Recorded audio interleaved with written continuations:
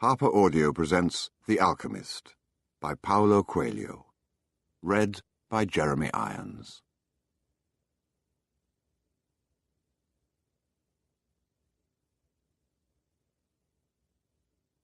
The Alchemist picked up a book that someone in the caravan had brought. Leafing through the pages, he found a story about Narcissus. The Alchemist knew the legend of Narcissus, a youth who knelt daily beside a lake to contemplate his own beauty. He was so fascinated by himself that one morning he fell into the lake and drowned. At the spot where he fell, a flower was born, which was called the Narcissus. But this was not how the author of the book ended the story. He said that when Narcissus died, the goddesses of the forest appeared and found the lake, which had been fresh water, transformed into a lake of salty tears. "Why do you weep?"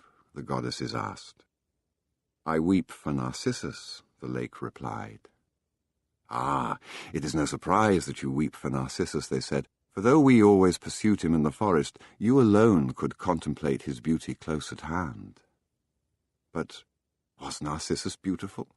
the lake asked. "Who better than you to know that?" the goddesses said in wonder. "After all, it was by your banks that he knelt each day to contemplate himself." The lake was silent for some time. Finally it said, "I weep for Narcissus, but I never noticed that Narcissus was beautiful. I weep because each time he knelt beside my banks, I could see in the depths of his eyes my own beauty reflected." What a lovely story, the alchemist thought. The boy's name was Santiago. Dusk was falling as the boy arrived with his herd at an abandoned church. The roof had fallen in long ago, and an enormous sycamore had grown on the spot where the sacristy had once stood.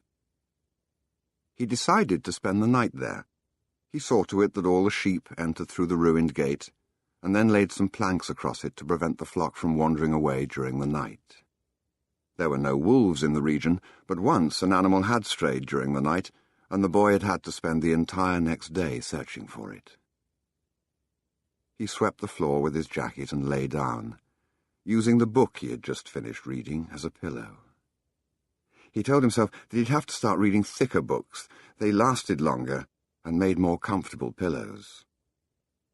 It was still dark when he awoke, and looking up, he could see the stars through the half-destroyed roof. I wanted to sleep a little longer, he thought. He had had the same dream that night as a week ago, and once again he had awakened before it ended.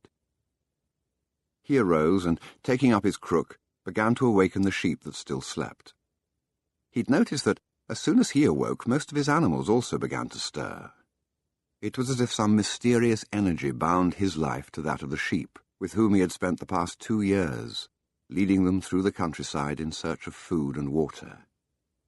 "They're so used to me that they know my schedule," he muttered. Thinking about that for a moment, he realized that it could be the other way round, that it was he who had become accustomed to their schedule. But there were certain of them who took a bit longer to awaken. The boy prodded them, one by one, with his crook, calling each by name. He'd always believed that the sheep were able to understand what he said, so there were times when he read them parts of his books that had made an impression on him, or when he would tell them of the loneliness or the happiness of a shepherd in the fields. Sometimes he would comment to them on the things he had seen in the villages they passed. But for the past few days, he'd spoken to them only about one thing, the girl, the daughter of a merchant who lived in the village they would reach in about 4 days.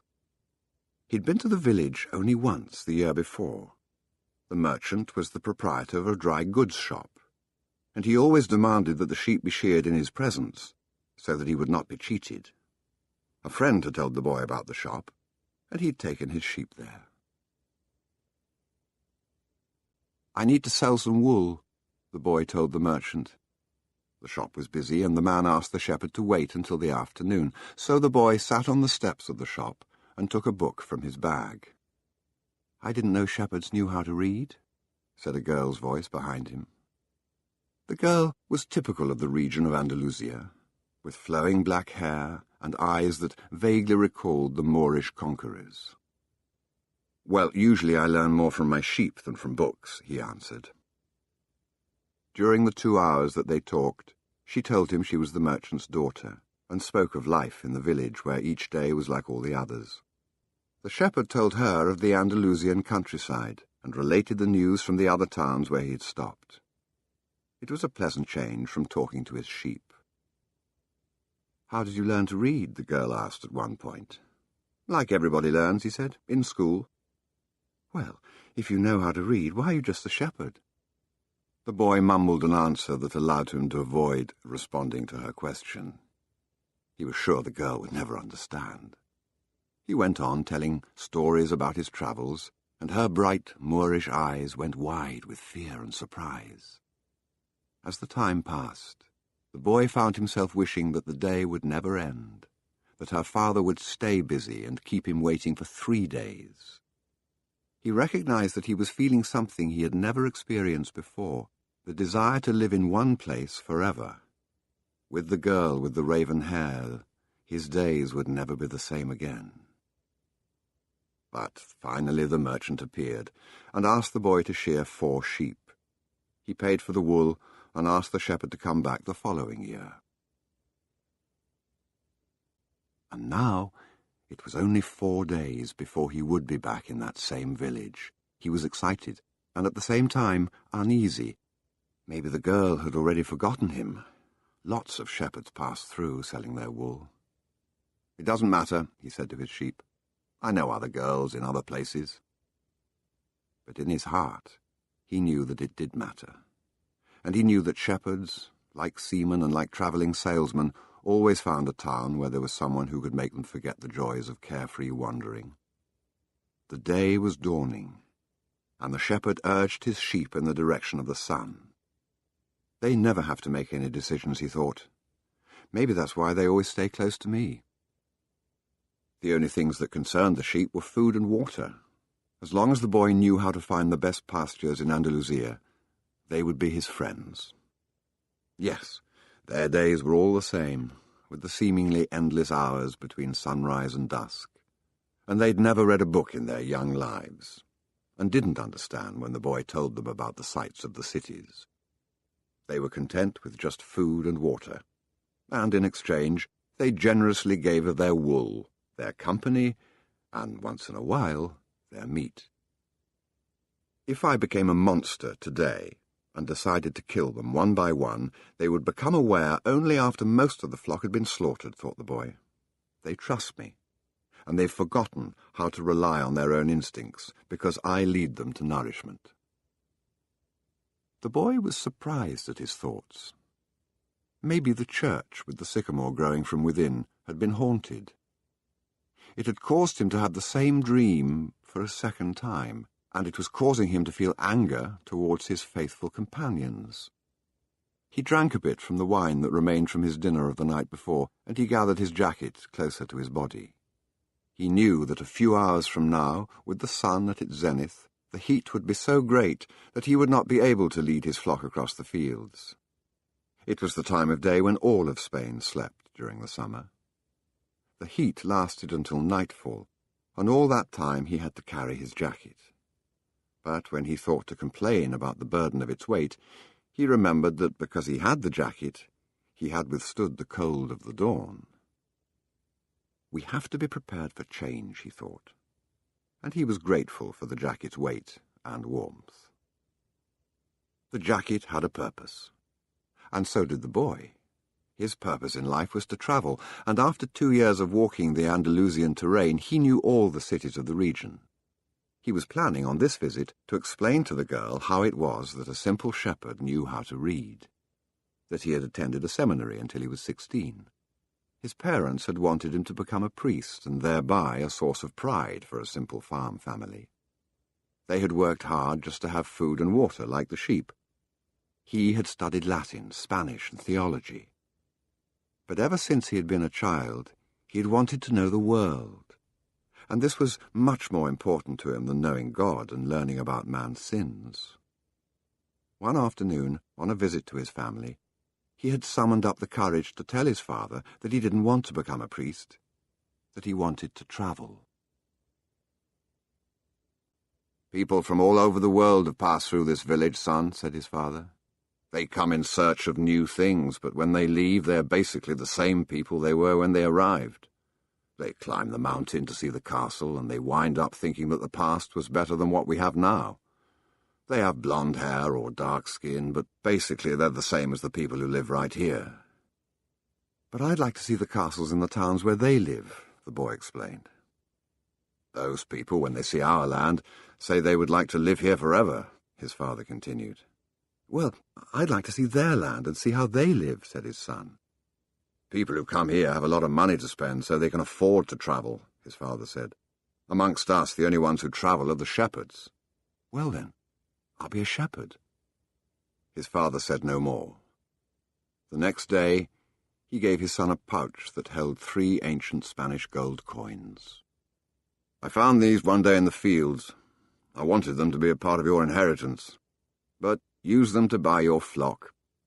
Take to the fields, and someday you'll learn that our countryside is the best, and our women the most beautiful." And he gave the boy his blessing. The boy could see in his father's gaze a desire to be able himself to travel the world. A desire that was still alive, despite his father's having had to bury it over dozens of years under the burden of struggling for water to drink, food to eat, and the same place to sleep every night of his life. The horizon was tinged with red, and suddenly the sun appeared. The boy thought back to that conversation with his father and felt happy. He had already seen many castles and met many women, but none the equal of the one who awaited him several days hence. He owned a jacket, a book that he could trade for another, and a flock of sheep, but most important, he was able every day to live out his dream. If he were to tire of the Andalusian fields, he could sell his sheep and go to sea. By the time he had had enough of the sea, he would already have known other cities, other women, and other chances to be happy. "I couldn't have found God in the seminary," he thought, as he looked at the sunrise. Whenever he could, he sought out a new road to travel. He had never been to that ruined church before, in spite of having travelled through those parts many times. The world was huge and inexhaustible. He had only to allow his sheep to set the route for a while, and he would discover other interesting things. The problem is that they don't even realize that they're walking a new road every day. They don't see that the fields are new and the seasons change. All they think about is food and water. "Maybe we're all that way," the boy mused, "even me. I haven't thought of other women since I met the merchant's daughter."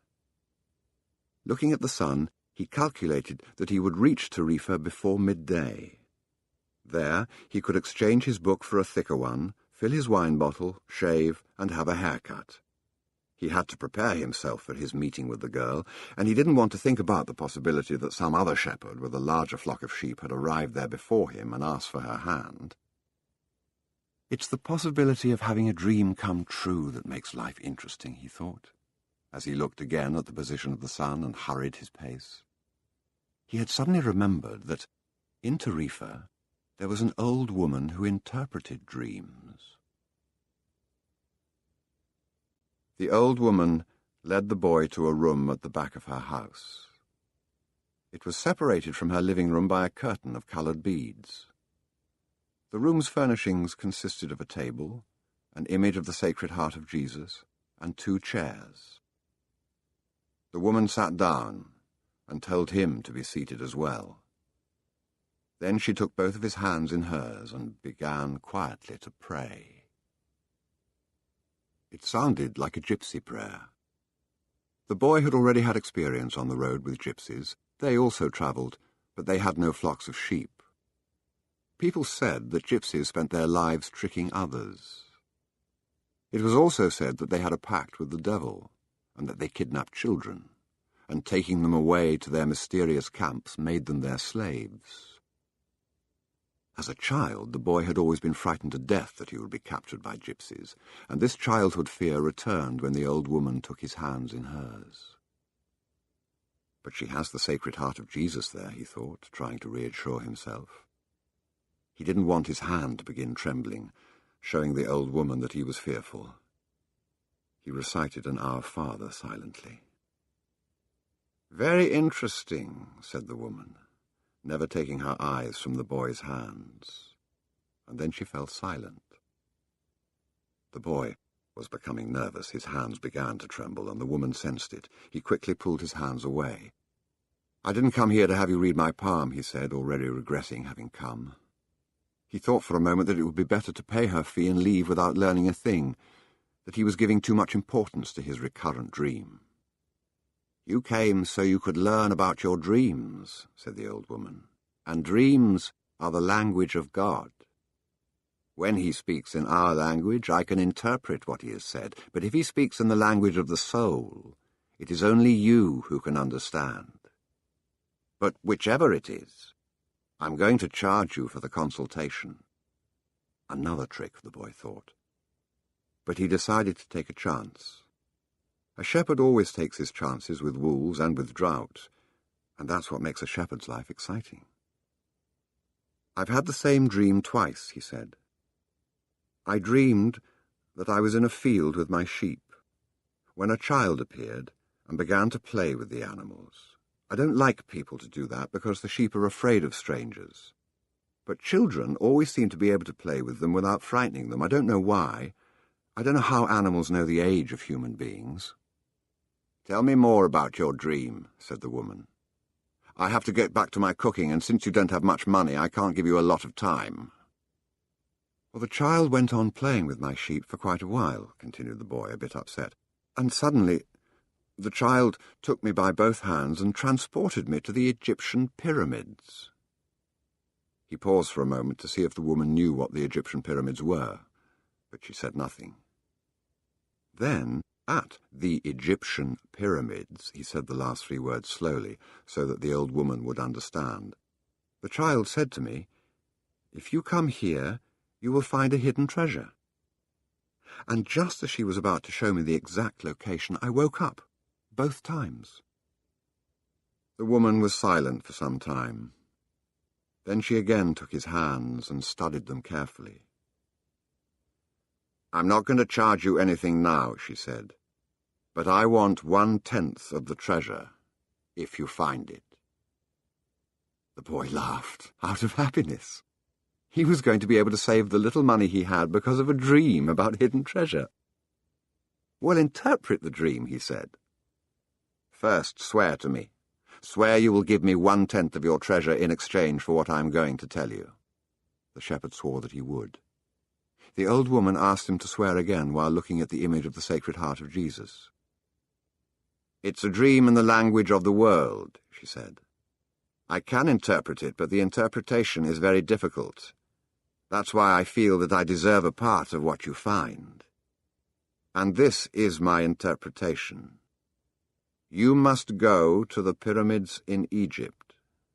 I have never heard of them, but if it was a child who showed them to you, they exist. There you will find a treasure that will make you a rich man." The boy was surprised and then irritated. He didn't need to seek out the old woman for this. But then he remembered that he wasn't going to have to pay anything. "I didn't need to waste my time just for this," he said. "I told you that your dream was a difficult one. It's the simple things in life that are the most extraordinary. Only wise men are able to understand them, and since I am not wise, I have had to learn other arts, such as the reading of palms." "Well, how am I going to get to Egypt?" "I only interpret dreams. I don't know how to turn them into reality. That's why I have to live off what my daughters provide me with." "And what if I never get to Egypt?" "Then I don't get paid. It wouldn't be the first time." And the woman told the boy to leave, saying she'd already wasted too much time with him. So the boy was disappointed. He decided he would never again believe in dreams. He remembered that he had a number of things he had to take care of. He went to the market for something to eat. He traded his book for one that was thicker, and he found a bench in the plaza where he could sample the new wine he had bought. The day was hot, and the wine was refreshing. The sheep were at the gates of the city in a stable that belonged to a friend. The boy knew a lot of people in the city. That was what made travelling appeal to him. He always made new friends, and he didn't need to spend all of his time with them. When someone sees the same people every day, as had happened with him in the seminary, they wind up becoming a part of that person's life, and then they want the person to change. If someone isn't what others want them to be, the others become angry. Everyone seems to have a clear idea of how other people should lead their lives, but none about his or her own. He decided to wait until the sun had sunk a bit lower in the sky before following his flock back through the fields. 3 days from now, he would be with the merchant's daughter. He started to read the book he had bought. On the very first page it described a burial ceremony, and the names of the people involved were very difficult to pronounce. If he ever wrote a book, he thought, he would present one person at a time so that the reader wouldn't have to worry about memorizing a lot of names. When he was finally able to concentrate on what he was reading, he liked the book better. The burial was on a snowy day, and he welcomed the feeling of being cold. As he read on, an old man sat down at his side and tried to strike up a conversation. "What are they doing?" the old man asked, pointing at the people in the plaza. "Working," the boy answered dryly, making it look as if he wanted to concentrate on his reading.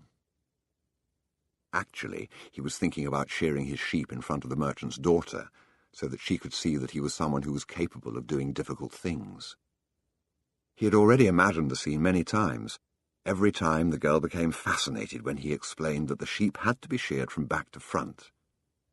He also tried to remember some good stories to relate as he sheared his sheep. Most of them he had read in books, but he would tell them as if they were from his personal experience. She would never know the difference because she didn't know how to read.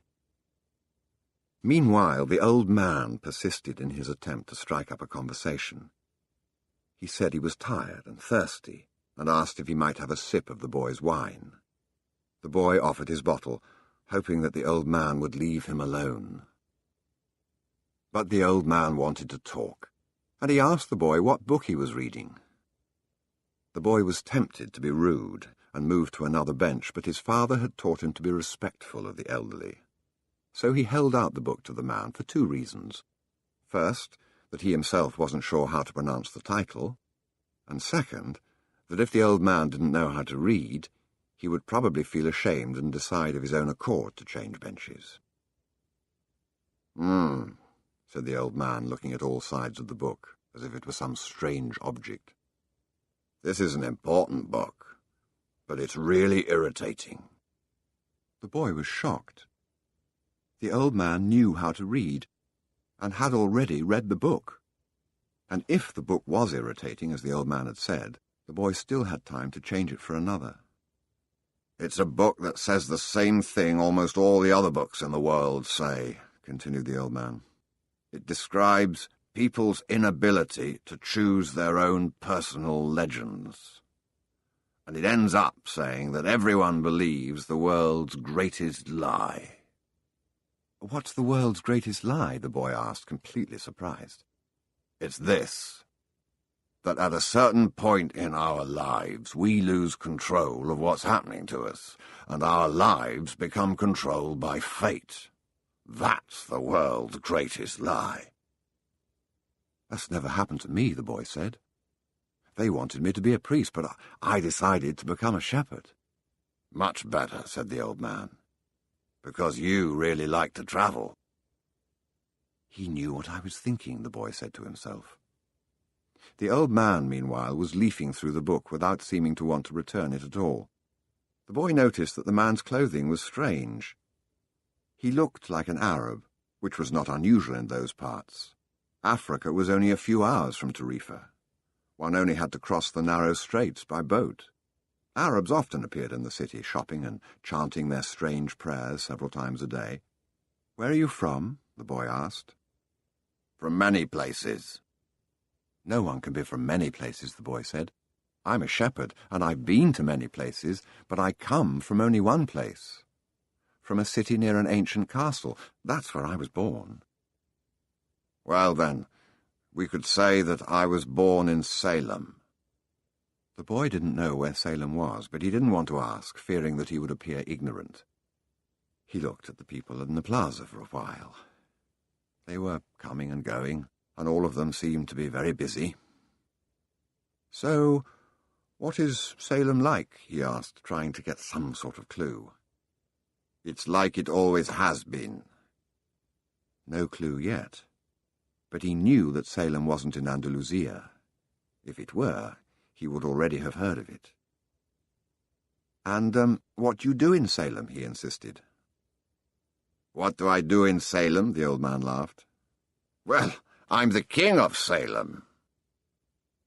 People say strange things, the boy thought. Sometimes it's better to be with the sheep who don't say anything, and better still to be alone with one's books. They tell their incredible stories at the time when you want to hear them. But when you're talking to people, they say some things that are so strange that you don't know how to continue the conversation. My name is Melchizedek, said the old man. How many sheep do you have? Enough, said the boy. He could see that the old man wanted to know more about his life. Well then, we've got a problem. I can't help you if you feel you've got enough sheep. The boy was getting irritated. He wasn't asking for help. It was the old man who had asked for a drink of his wine and had started the conversation. Give me my book, the boy said. I have to go and gather my sheep and get going. Give me 1/10 of your sheep, said the old man, and I'll tell you how to find the hidden treasure. The boy remembered his dream, and suddenly everything was clear to him. The old woman hadn't charged him anything, but the old man, maybe he was her husband, was going to find a way to get much more money in exchange for information about something that didn't even exist. The old man was probably a gypsy too. But before the boy could say anything, the old man leaned over, picked up a stick, and began to write in the sand of the plaza. Something bright reflected from his chest with such intensity that the boy was momentarily blinded. With a movement that was too quick for someone of his age, the man covered what it was with his cape. When his vision returned to normal, the boy was able to read what the old man had written in the sand. There, in the sand of the plaza of that small city, the boy read the names of his father and his mother, and the name of the seminary he had attended. He read the name of the merchant's daughter, which he hadn't even known. And he read things he had never told anyone. I'm the king of Salem, the old man had said. Why would a king be talking with a shepherd, the boy asked, awed and embarrassed. For several reasons, but let's say the most important is that you have succeeded in discovering your personal legend. The boy didn't know what a person's personal legend was. It's what you have always wanted to accomplish. Everyone, when they are young, knows what their personal legend is. At that point in their lives, everything is clear and everything is possible. They are not afraid to dream and to yearn for everything they would like to see happen to them in their lives. But as time passes, a mysterious force begins to convince them that it will be impossible for them to realize their personal legend. None of what the old man was saying made much sense to the boy, but he wanted to know what the mysterious force was. The merchant's daughter would be impressed when he told her about that. It's a force that appears to be negative, but actually shows you how to realize your personal legend. It prepares your spirit and your will, because there is one great truth on this planet. Whoever you are, or whatever it is that you do, when you really want something, it's because that desire originated in the soul of the universe. It's your mission on Earth. Even when all you want to do is travel, or marry the daughter of a textile merchant? Yes, or even search for treasure. The soul of the world is nourished by people's happiness, and also by unhappiness, envy, and jealousy. To realize one's personal legend is a person's only real obligation. All things are one. And when you want something, all the universe conspires in helping you to achieve it. They were both silent for a time, observing the plaza and the townspeople. It was the old man who spoke first. "Why do you tend a flock of sheep?" "Because I like to travel." The old man pointed to a baker standing in his shop window at one corner of the plaza. "When he was a child, that man wanted to travel too. But he decided first to buy his bakery and put some money aside. When he's an old man, he's going to spend a month in Africa. He never realized that people are capable at any time of their lives of doing what they dream of." "He should have decided to become a shepherd," the boy said.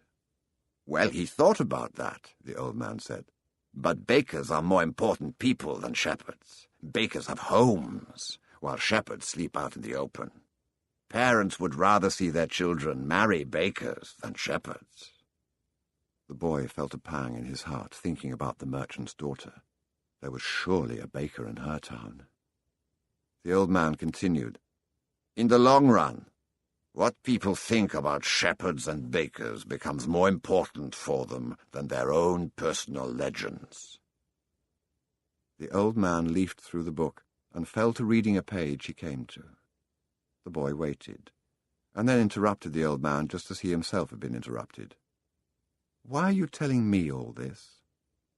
"Because you are trying to realize your personal legend, and you are at the point where you are about to give it all up." "And that's when you always appear on the scene?" "Not always in this way, but I always appear in one form or another. Sometimes I appear in the form of a solution or a good idea. At other times, at a crucial moment, I make it easier for things to happen. There are other things I do too, but most of the time people don't realize I've done them." The old man related that the week before he'd been forced to appear before a miner and had taken the form of a stone. The miner had abandoned everything to go mining for emeralds. For 5 years he had been working a certain river and had examined hundreds of thousands of stones looking for an emerald. The miner was about to give it all up, right at the point when, if he were to examine just one more stone, just one more, he would find his emerald. Since the miner had sacrificed everything to his personal legend, the old man decided to become involved. He transformed himself into a stone that rolled up to the miner's foot. The miner, with all the anger and frustration of his 5 fruitless years, picked up the stone and threw it aside. But he had thrown it with such force that it broke the stone it fell upon, and there, embedded in the broken stone, was the most beautiful emerald in the world. "People learn early in their lives what is their reason for being," said the old man with a certain bitterness. "Maybe that's why they give up on it so early, too. But that's the way it is." The boy reminded the old man that he had said something about hidden treasure. "Treasure is uncovered by the force of flowing water, and it is buried by the same current," said the old man. "If you want to learn about your own treasure, you will have to give me 1/10 of your flock." "What about 1/10 of my treasure?" The old man looked disappointed. "If you start out by promising what you don't even have yet, you'll lose your desire to work toward getting it." The boy told him that he'd already promised to give 1/10 of his treasure to the gypsy. "Gypsies are experts at getting people to do that," sighed the old man. "In any case, It's good that you've learned that everything in life has its price. That is what the warriors of the light try to teach. The old man returned the book to the boy. Tomorrow, at this same time, bring me 1/10 of your flock, and I will tell you how to find the hidden treasure. Good afternoon. And he vanished around the corner of the plaza. The boy began again to read his book, but he was no longer able to concentrate. He was tense and upset because he knew that the old man was right. He went over to the bakery and bought a loaf of bread, thinking about whether or not he should tell the baker what the old man had said about him.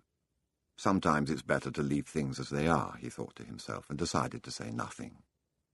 If he were to say anything, the baker would spend 3 days thinking about giving it all up, even though he had gotten used to the way things were. The boy could certainly resist causing that kind of anxiety for the baker. So he began to wander through the city and found himself at the gates. There was a small building there, with a window at which people bought tickets to Africa, and he knew that Egypt was in Africa. "Can I help you?" asked the man behind the window. "Maybe tomorrow," said the boy, moving away.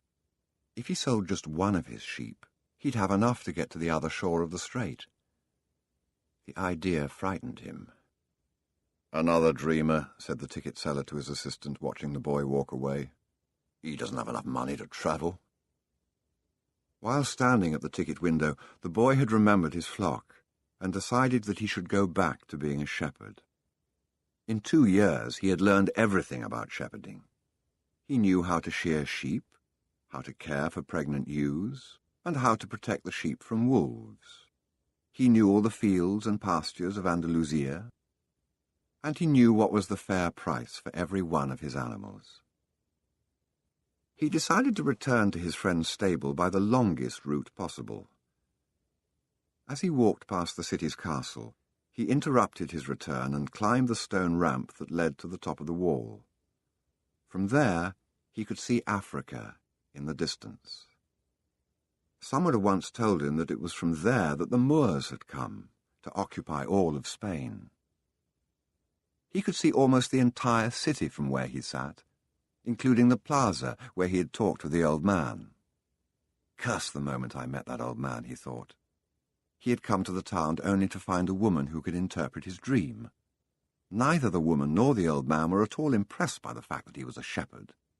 They were solitary individuals who no longer believed in things and didn't understand that shepherds become attached to their sheep. He knew everything about each member of his flock. He knew which ones were lame, which ones were to give birth 2 months from now, and which were the laziest.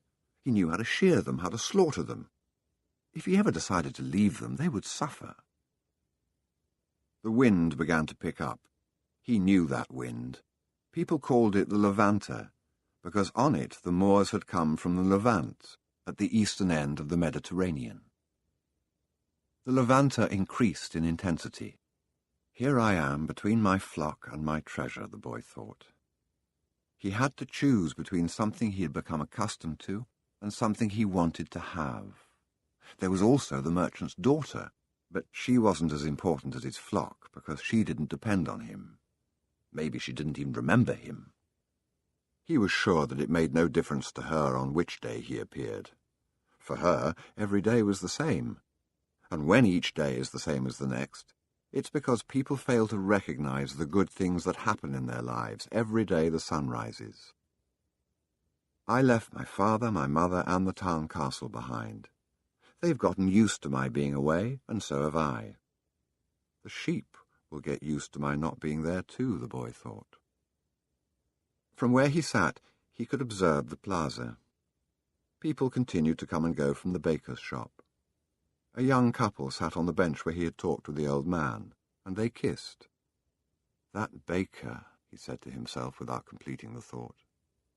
The Levanter was still getting stronger, and he felt its force on his face. That wind had brought the Moors, yes, but it had also brought the smell of the desert and of veiled women. It had brought with it the sweat and the dreams of men who had once left to search for the unknown. and for gold and adventure, and for the pyramids. The boy felt jealous of the freedom of the wind, and saw that he could have the same freedom. There was nothing to hold him back except himself.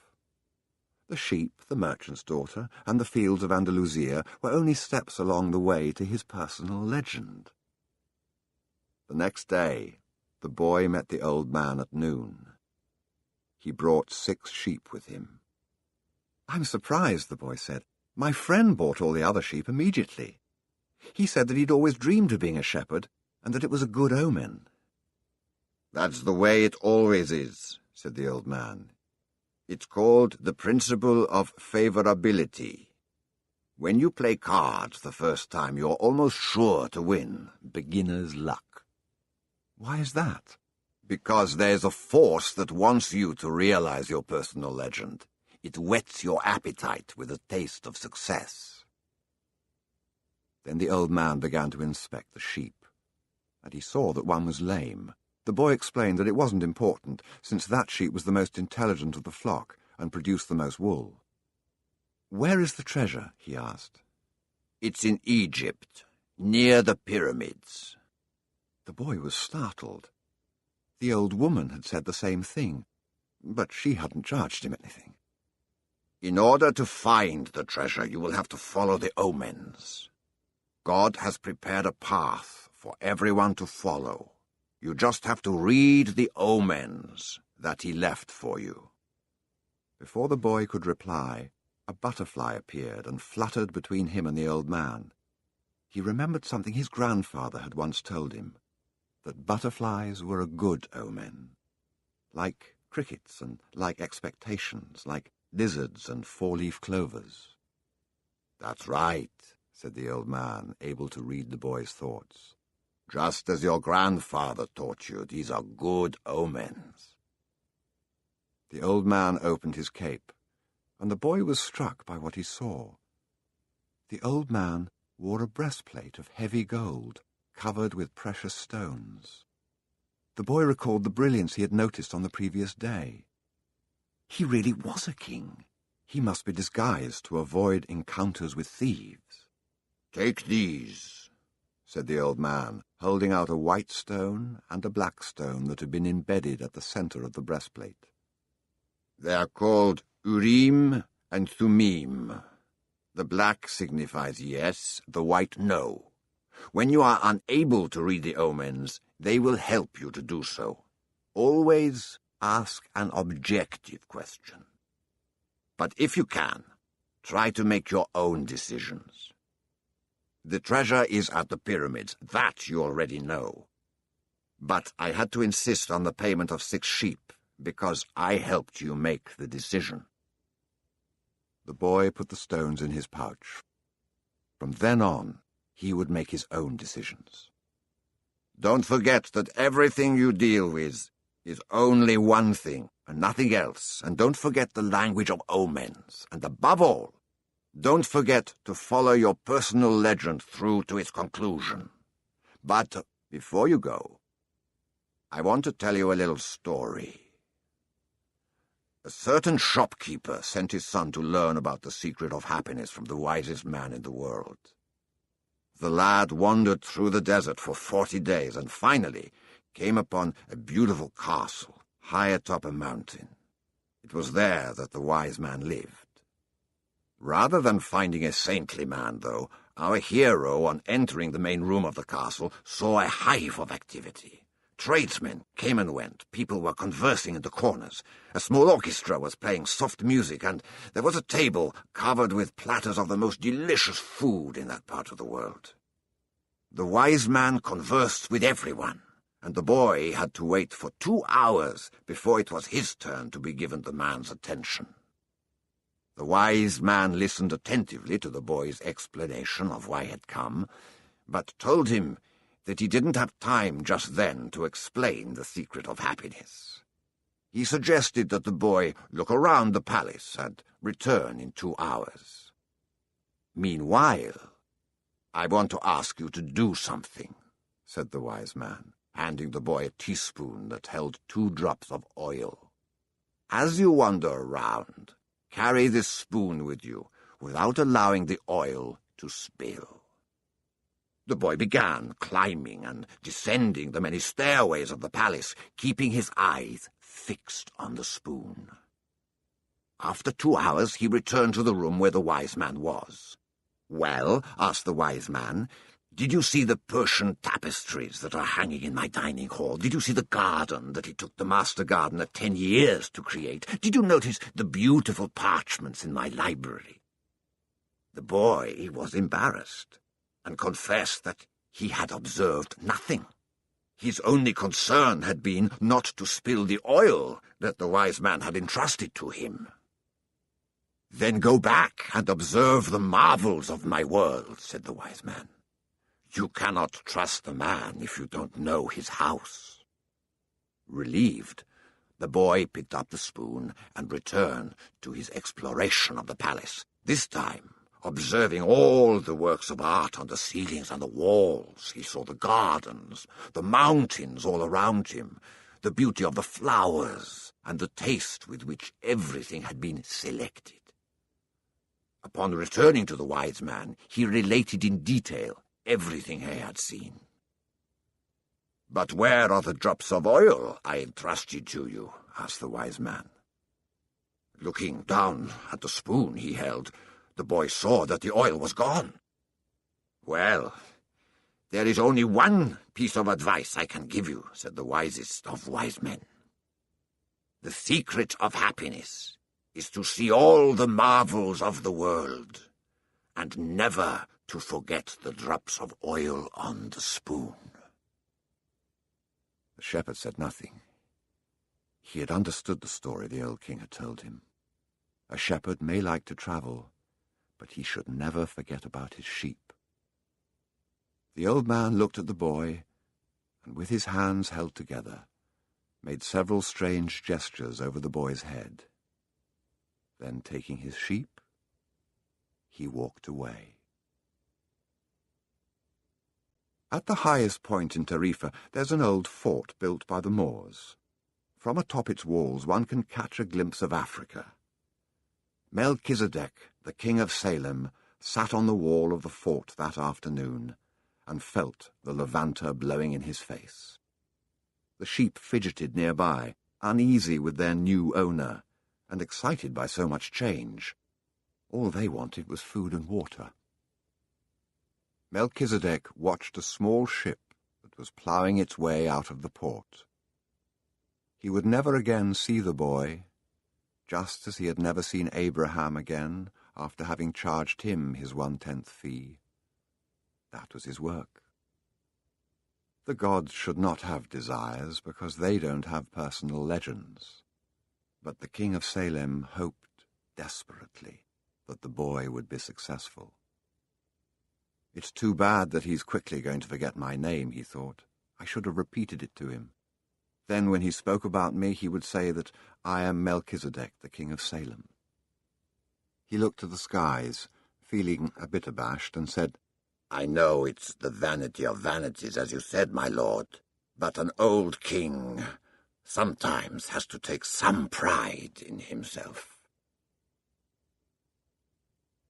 How strange Africa is, thought the boy.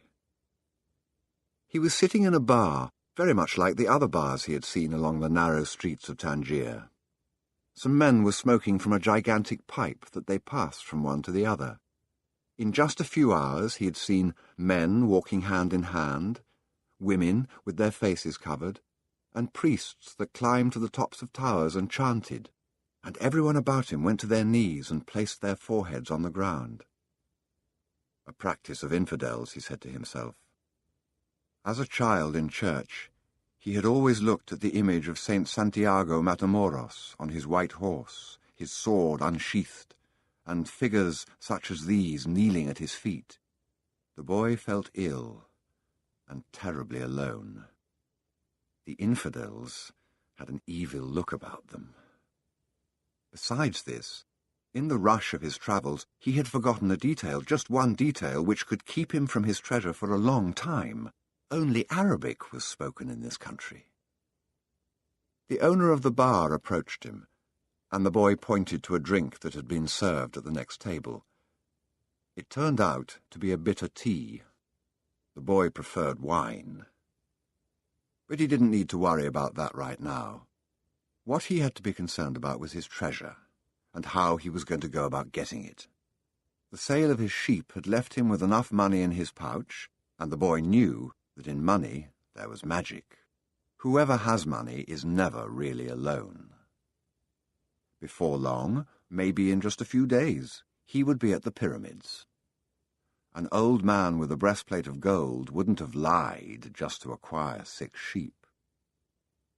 The old man had spoken about signs and omens, and as the boy was crossing the strait, he'd thought about omens. Yes, the old man had known what he was talking about. During the time the boy had spent in the fields of Andalusia, he had become used to learning which path he should take by observing the ground and the sky. He had discovered that the presence of a certain bird meant that a snake was nearby, and that a certain shrub was a sign that there was water in the area. The sheep had taught him that.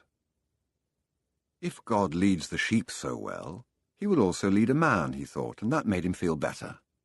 The tea seemed less bitter. "Who are you?" he heard a voice ask him in Spanish. The boy was relieved. He was thinking about omens, and someone had appeared. "How come you speak Spanish?" he asked. The new arrival was a young man in Western dress, but the colour of his skin suggested he was from this city. He was about the same age and height as the boy. "Almost everyone here speaks Spanish. We're only 2 hours from Spain." "Sit down, let me treat you to something," said the boy. "And ask for a glass of wine for me. I hate this tea." "There is no wine in this country," the young man said. "The religion here forbids it." The boy told him that he needed to get to the pyramids. He almost began to tell about his treasure, but decided not to do so. If he did, it was possible that the Arab would want a part of it as payment for taking him there. He remembered what the old man had said about offering something you didn't even have yet. "I'd like you to take me there if you can. I can pay you to serve as my guide." "Do you have any idea how to get there?" the newcomer asked. The boy noticed that the owner of the bar stood nearby, listening attentively to their conversation. He felt uneasy at the man's presence, but he had found a guide, and didn't want to miss out on an opportunity. "You have to cross the entire Sahara Desert," said the young man. "And to do that you need money. I need to know whether you have enough." The boy thought it was a strange question, but he trusted in the old man who had said that when you really want something, the universe always conspires in your favour. He took his money from his pouch and showed it to the young man. The owner of the bar came over and looked as well. The 2 men exchanged some words in Arabic, and the bar owner seemed irritated. "Let's get out of here," said the new arrival. "He wants us to leave." The boy was relieved. He got up to pay the bill, but the owner grabbed him and began to speak to him in an angry stream of words. The boy was strong and wanted to retaliate, but he was in a foreign country. His new friend pushed the owner aside and pulled the boy outside with him. "He wanted your money," he said. "Tangier is not like the rest of Africa. This is a port, and every port has its thieves." The boy trusted his new friend. He had helped him out in a dangerous situation. He took out his money and counted it. "We could get to the pyramids by tomorrow," said the other, taking the money. "But I have to buy 2 camels." They walked together through the narrow streets of Tangier. Everywhere there were stalls with items for sale. They reached the centre of a large plaza where the market was held. There were thousands of people there, arguing, selling, and buying. Vegetables for sale amongst daggers and carpets displayed alongside tobacco. But the boy never took his eye off his new friend. After all, he had all his money. He thought about asking him to give it back, but decided that that would be unfriendly. He knew nothing about the customs of the strange land he was in. "I'll just watch him," he said to himself. He knew he was stronger than his friend. Suddenly, there in the midst of all that confusion, he saw the most beautiful sword he had ever seen. The scabbard was embossed in silver, and the handle was black and encrusted with precious stones. The boy promised himself that when he returned from Egypt, he would buy that sword. "Ask the owner of that stall how much the sword costs," he said to his friend. Then he realized that he'd been distracted for a few moments looking at the sword. His heart squeezed, as if his chest had suddenly compressed it. He was afraid to look around because he knew what he would find. He continued to look at the beautiful sword for a bit longer, until he summoned the courage to turn around. All around him was the market, with people coming and going, shouting and buying, and the aroma of strange foods, but nowhere could he find his new companion. The boy wanted to believe that his friend had simply become separated from him by accident. He decided to stay right there and await his return. As he waited, a priest climbed to the top of a nearby tower and began his chant. Everyone in the market fell to their knees, touched their foreheads to the ground, and took up the chant. Then, like a colony of worker ants, they dismantled their stalls and left. The sun began its departure as well. The boy watched it through its trajectory for some time until it was hidden behind the white houses surrounding the plaza. He recalled that when the sun had risen that morning, he was on another continent, still a shepherd with 60 sheep, and looking forward to meeting with a girl. That morning he had known everything that was going to happen to him as he walked through the familiar fields. But now, as the sun began to set, he was in a different country, a stranger in a strange land where he couldn't even speak the language. He was no longer a shepherd, and he had nothing, not even the money to return and start everything over. All this had happened between sunrise and sunset, the boy thought. He was feeling sorry for himself, and lamenting the fact that his life could have changed so suddenly and so drastically. He was so ashamed that he wanted to cry. He'd never even wept in front of his own sheep, but the marketplace was empty and he was far from home. So he wept. He wept because God was unfair, and because this was the way God repaid those who believed in their dreams. When I had my sheep, I was happy, and I made those around me happy. People saw me coming and welcomed me, he thought. But now I'm sad and alone. I'm going to become bitter and distrustful of people because one person betrayed me.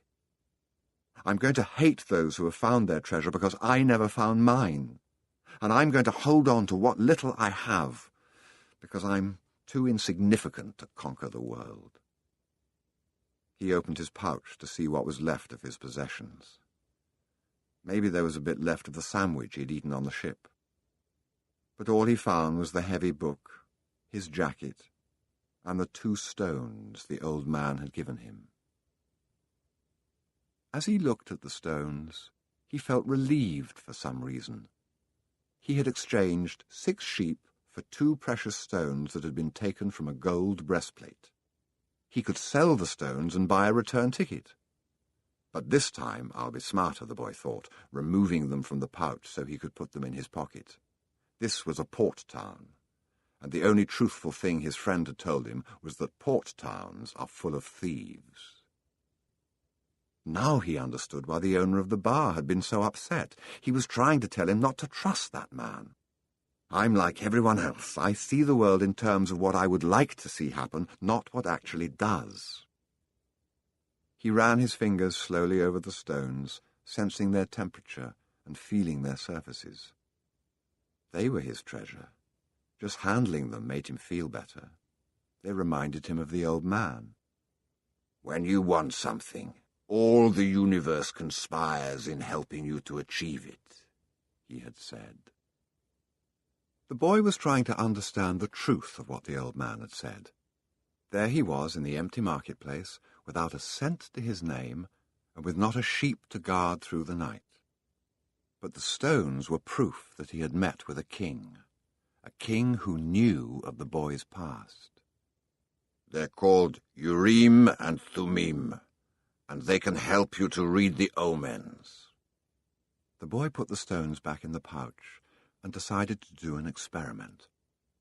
The old man had said to ask very clear questions, and to do that, the boy had to know what he wanted. So he asked if the old man's blessing was still with him. He took out one of the stones. It was yes. "Am I going to find my treasure?" he asked. He stuck his hand into the pouch, and he felt around for one of the stones. As he did so, both of them pushed through a hole in the pouch and fell to the ground. The boy had never even noticed that there was a hole in his pouch. He knelt down to find Urim and Thummim and put them back in the pouch.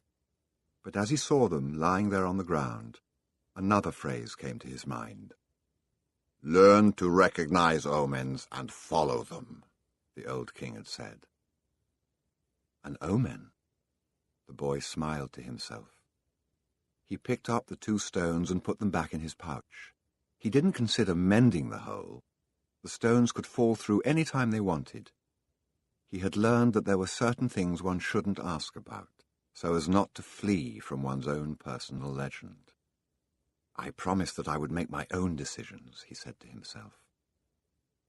But the stones had told him that the old man was still with him, and that made him feel more confident.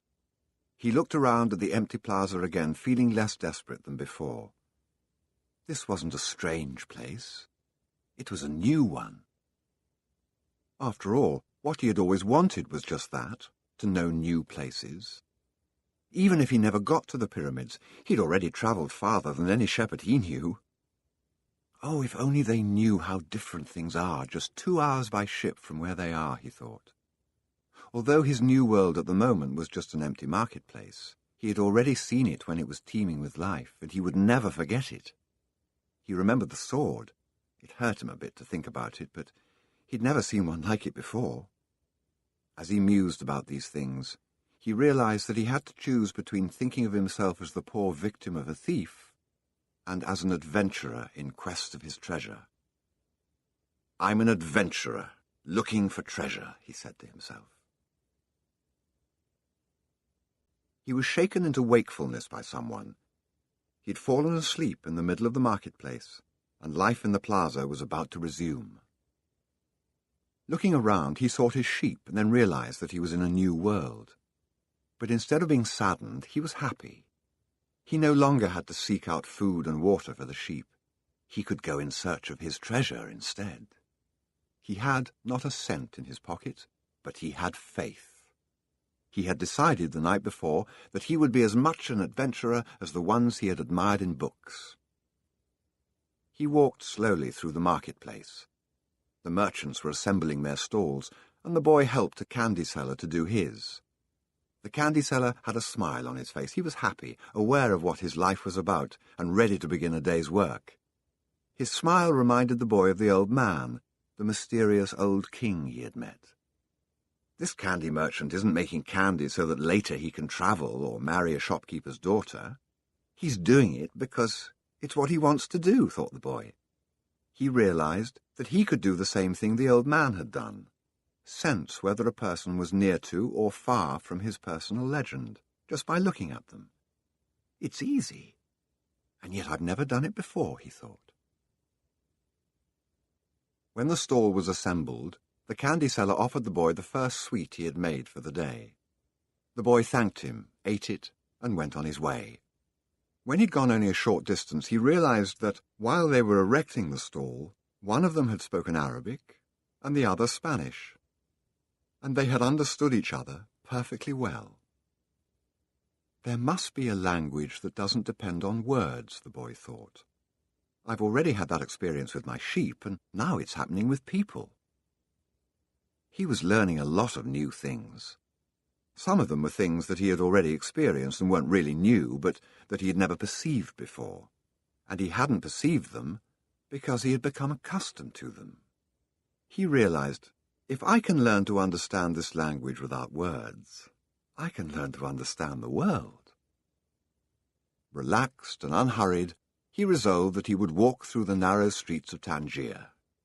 Only in that way would he be able to read the omens. He knew it would require a lot of patience, but shepherds know all about patience. Once again he saw that, in that strange land, he was applying the same lessons he had learned with his sheep. All things are one, the old man had said. The crystal merchant awoke with the day, and felt the same anxiety that he felt every morning. He had been in the same place for 30 years, a shop at the top of a hilly street where few customers passed. Now it was too late to change anything. The only thing he had ever learned to do was to buy and sell crystal glassware. There had been a time when many people knew of his shop, Arab merchants, French and English geologists, German soldiers who were always well-heeled. In those days it had been wonderful to be selling crystal, and he had thought how he would become rich and have beautiful women at his side as he grew older. But as time passed, Tangier had changed. The nearby city of Ceuta had grown faster than Tangier, and business had fallen off. Neighbours moved away, and there remained only a few small shops on the hill. And no one was going to climb the hill just to browse through a few small shops. But the crystal merchant had no choice. He had lived 30 years of his life buying and selling crystal pieces, and now it was too late to do anything else. He spent the entire morning observing the infrequent comings and goings in the street. He had done this for years and knew the schedule of everyone who passed. But just before lunchtime, a boy stopped in front of the shop. He was dressed normally, but the practiced eye of the crystal merchant could see that the boy had no money to spend. Nevertheless, the merchant decided to delay his lunch for a few minutes until the boy moved on. A card hanging in the doorway announced that several languages were spoken in the shop. The boy saw a man appear behind the counter. "I can clean up those glasses in the window if you want," said the boy. "The way they look now, no one's going to want to buy them." The man looked at him without responding. "In exchange, you could give me something to eat." The man still said nothing, and the boy sensed that he was going to have to make a decision. In his pouch, he had his jacket. He certainly wasn't going to need it in the desert. Taking the jacket out, he began to clean the glasses. In half an hour, he had cleaned all the glasses in the window, and as he was doing so, 2 customers had entered the shop and bought some crystal. When he had completed the cleaning, he asked the man for something to eat. "Let's go and have some lunch," said the crystal merchant. He put a sign on the door, and they went to a small cafe nearby. As they sat down at the only table in the place, the crystal merchant laughed. "You didn't have to do any cleaning," he said. "The Koran requires me to feed a hungry person." "Well, then why did you let me do it?" the boy asked. "Because the crystal was dirty, and both you and I needed to cleanse our minds of negative thoughts." When they had eaten, the merchant turned to the boy and said, "I'd like you to work in my shop. 2 customers came in today while you were working, and that's a good omen." People talk a lot about omens, thought the shepherd, but they really don't know what they're saying. Just as I hadn't realized that for so many years I'd been speaking a language without words to my sheep. "Do you want to go to work for me?" the merchant asked. "I can work for the rest of today," the boy answered. "I'll work all night until dawn, and I'll clean every piece of crystal in your shop. In return, I need money to get to Egypt tomorrow." The merchant laughed. "Even if you clean my crystal for an entire year, even if you earned a good commission selling every piece, you would still have to borrow money to get to Egypt. There are thousands of kilometers of desert between here and there." There was a moment of silence, so profound that it seemed the city was asleep. No sound from the bazaars, no arguments among the merchants, no men climbing to the towers to chant. No hope, no adventure, no old kings or personal legends, no treasure, and no pyramids. It was as if the world had fallen silent because the boy's soul had. He sat there, staring blankly through the door of the cafe, wishing that he had died, and that everything would end forever at that moment. The merchant looked anxiously at the boy. All the joy he had seen that morning had suddenly disappeared. "I can give you the money you need to get back to your country, my son," said the crystal merchant. The boy said nothing. He got up, adjusted his clothing, and picked up his pouch. "I'll work for you," he said. And after another long silence, he added, "I need money to buy some sheep."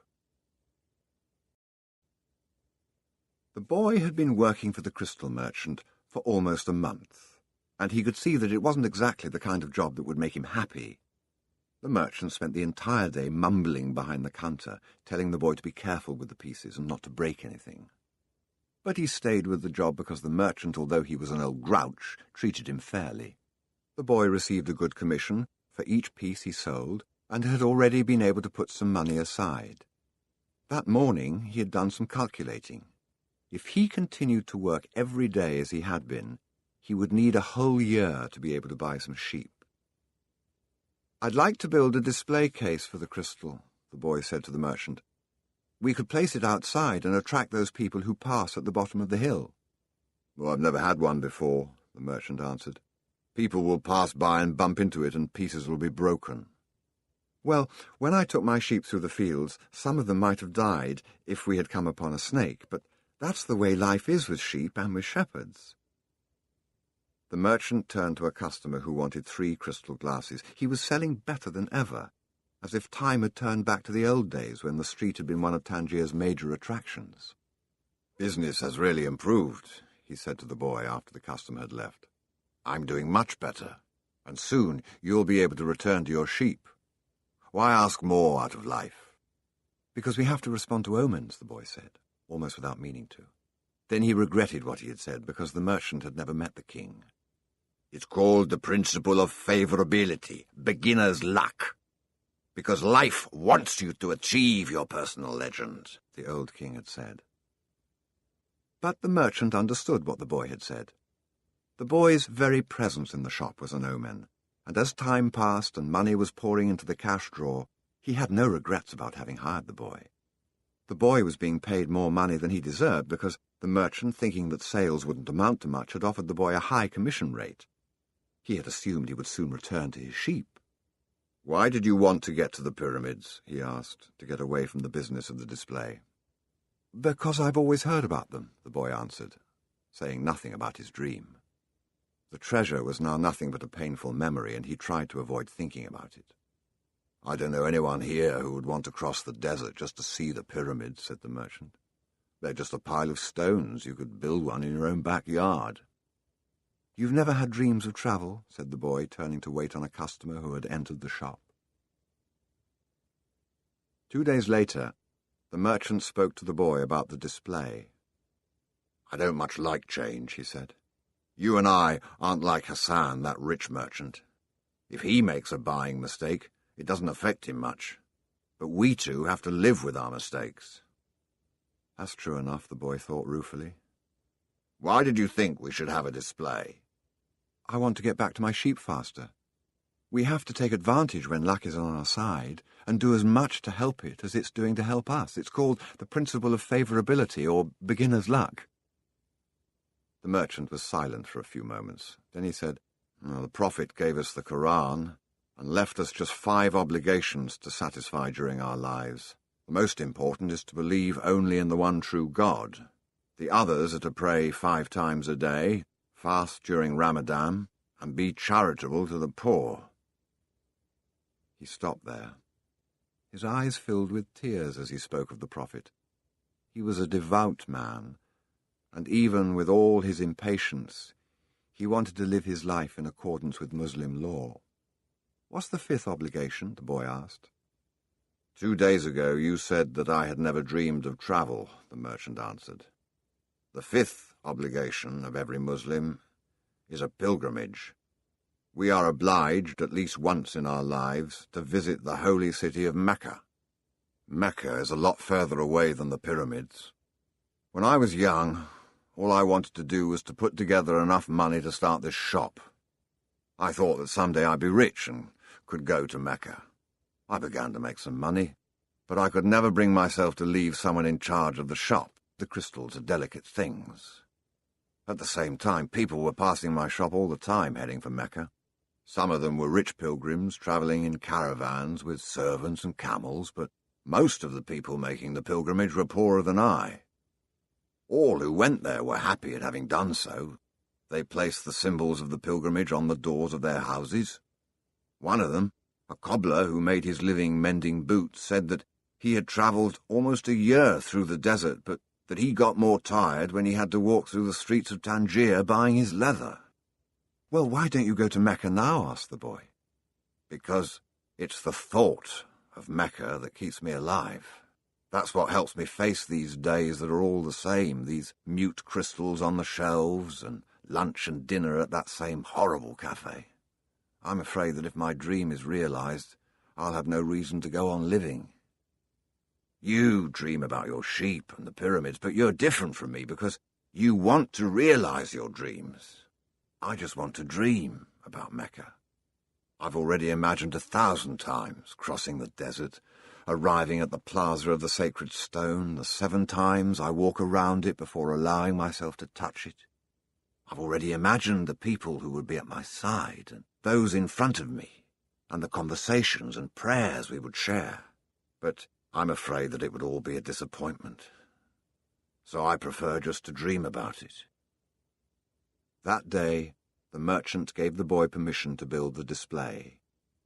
Not everyone can see his dreams come true in the same way. 2 more months passed, and the shelf brought many customers into the crystal shop. The boy estimated that if he worked for 6 more months, he could return to Spain and buy 60 sheep, and yet another 60. In less than a year, he would have doubled his flock, and he would be able to do business with the Arabs because he was now able to speak their strange language. Since that morning in the marketplace, he had never again made use of Urim and Thummim, because Egypt was now just as distant a dream for him as was Mecca for the merchant. Anyway, the boy had become happy in his work, and thought all the time about the day when he would disembark at Tarifa as a winner. "You must always know what it is that you want," the old king had said. The boy knew, and was now working toward it. Maybe it was his treasure to have wound up in that strange land, met up with a thief and doubled the size of his flock without spending a cent. He was proud of himself. He'd learned some important things, like how to deal in crystal, and about the language without words, and about omens. One afternoon, he'd seen a man at the top of the hill complaining that it was impossible to find a decent place to get something to drink after such a climb. The boy, accustomed to recognizing omens, spoke to the merchant. "Let's sell tea to the people who climb the hill." "Oh, lots of places sell tea around here," the merchant said. "But we could sell tea in crystal glasses. The people will enjoy the tea and want to buy the glasses. I've been told that beauty is the great seducer of men." The merchant didn't respond, but that afternoon, after saying his prayers and closing the shop, he invited the boy to sit with him and share his hookah, that strange pipe used by the Arabs. "What is it that you're looking for?" asked the old merchant. "I've already told you. I need to buy my sheep back, so I have to earn the money to do so." The merchant put some new coals in the hookah and inhaled deeply. "I've had this shop for 30 years.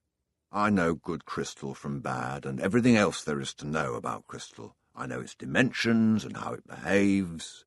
If we serve tea in crystal, the shop is going to expand, and then I'll have to change my way of life." "Well, isn't that good?" "I'm already used to the way things are. Before you came, I was thinking about how much time I'd wasted in the same place while my friends had moved on and either went bankrupt or did better than they had before. It made me very depressed. Now I can see that it hasn't been too bad. The shop is exactly the size I always wanted it to be. I don't want to change anything because I don't know how to deal with change. You see, I'm used to the way I am." The boy didn't know what to say. The old man continued, "You've been a real blessing to me. Today I understand something I didn't see before. Every blessing ignored becomes a curse. I don't want anything else in life. But you are forcing me to look at wealth and at horizons I've never known. Now that I've seen them, and now that I see how immense my possibilities are, I'm going to feel worse than I did before you arrived. Because I know the things I should be able to accomplish, and I don't want to do so. It's good I refrained from saying anything to the baker and Tarifa, thought the boy to himself. They went on smoking the pipe for a while as the sun began to set. They were conversing in Arabic, and the boy was proud of himself for being able to do so.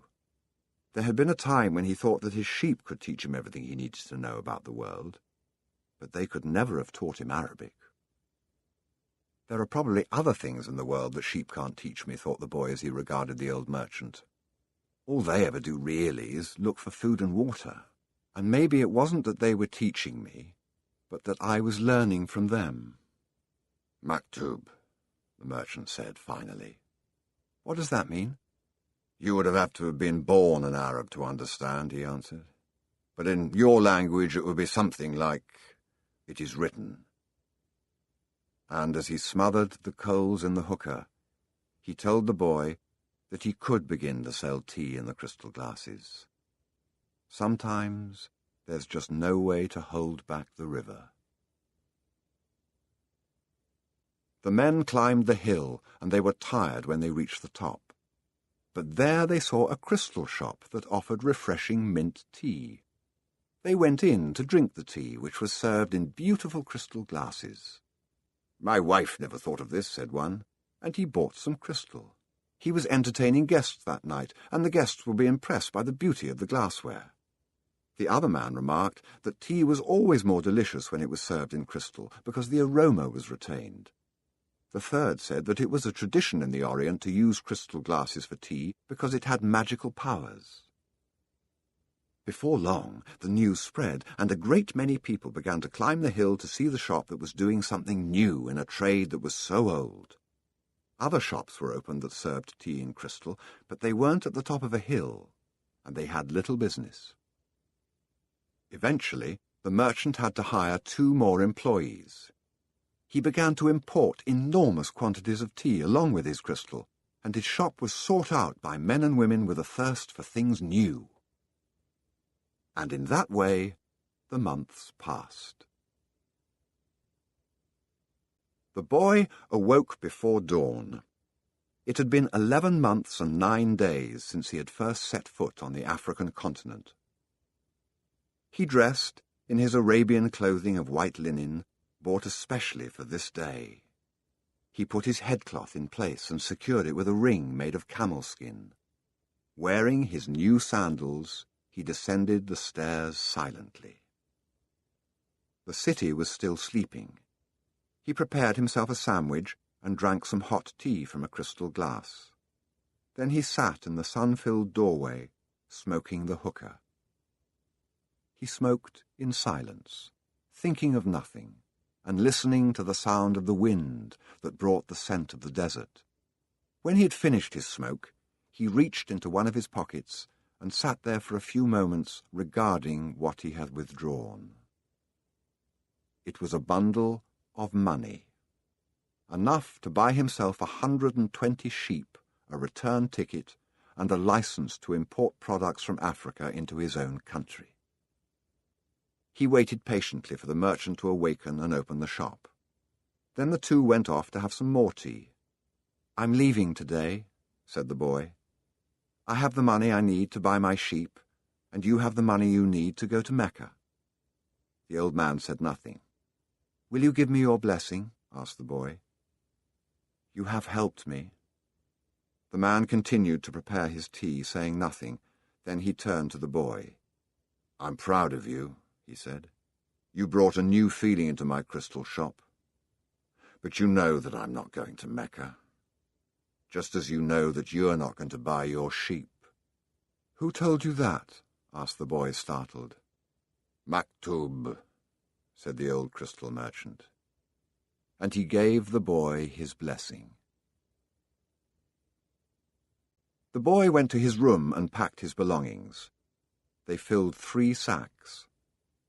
As he was leaving, he saw, in the corner of the room, his old shepherd's pouch. It was bunched up, and he'd hardly thought of it for a long time.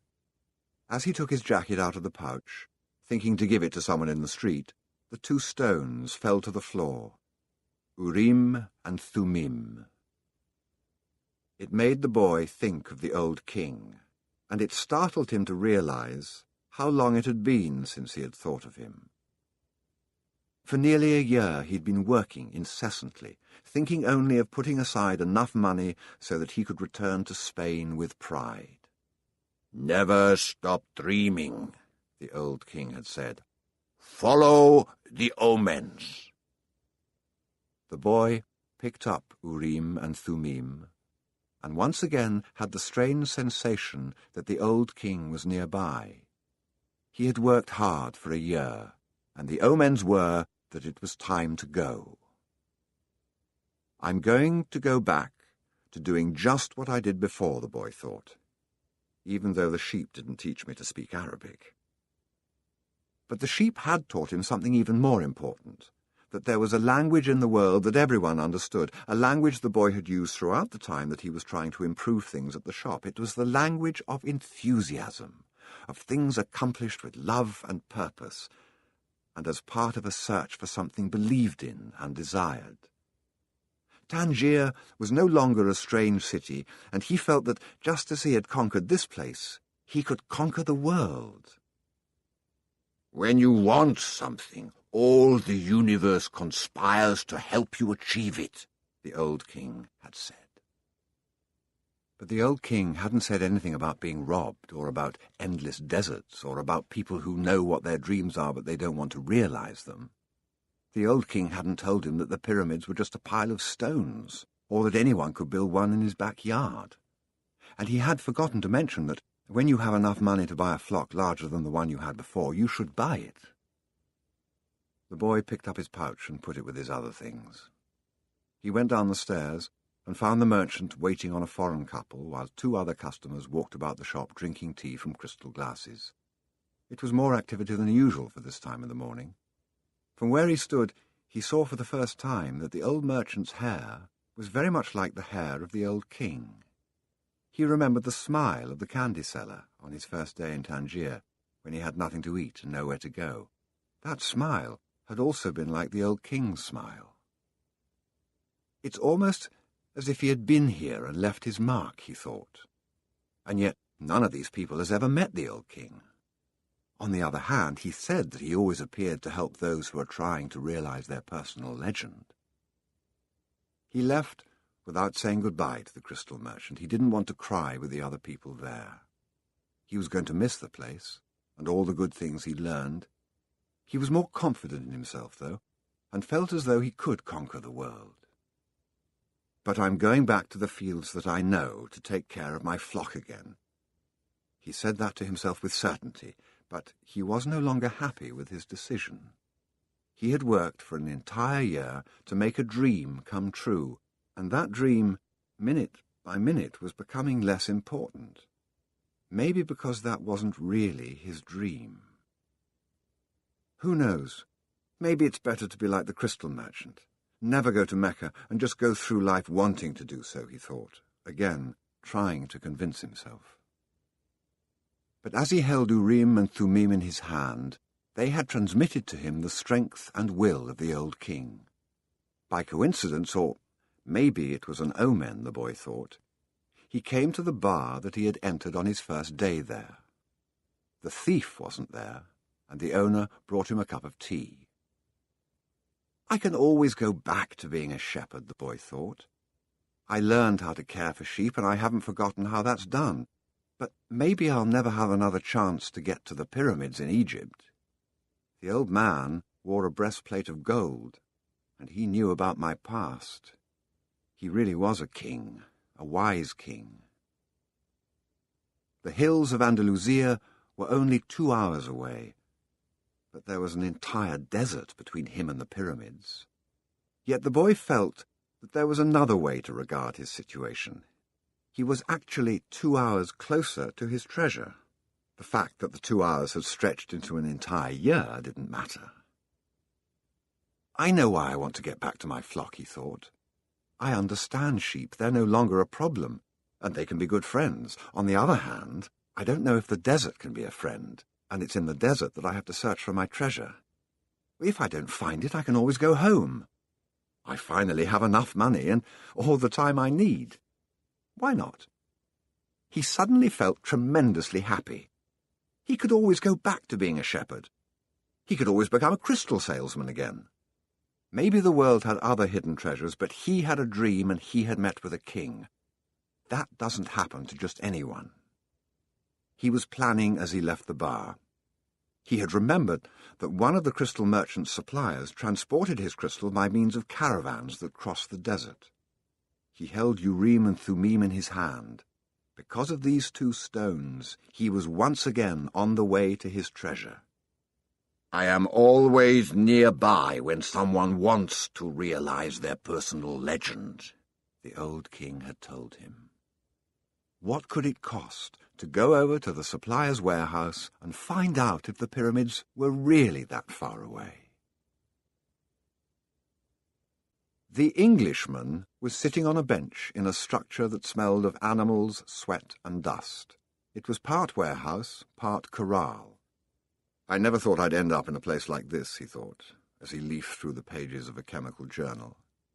10 years at the university, and here I am in a corral. But he had to move on. He believed in omens. All his life and all his studies were aimed at finding the one true language of the universe. First, he had studied Esperanto, then the world's religions, and now it was alchemy. He knew how to speak Esperanto.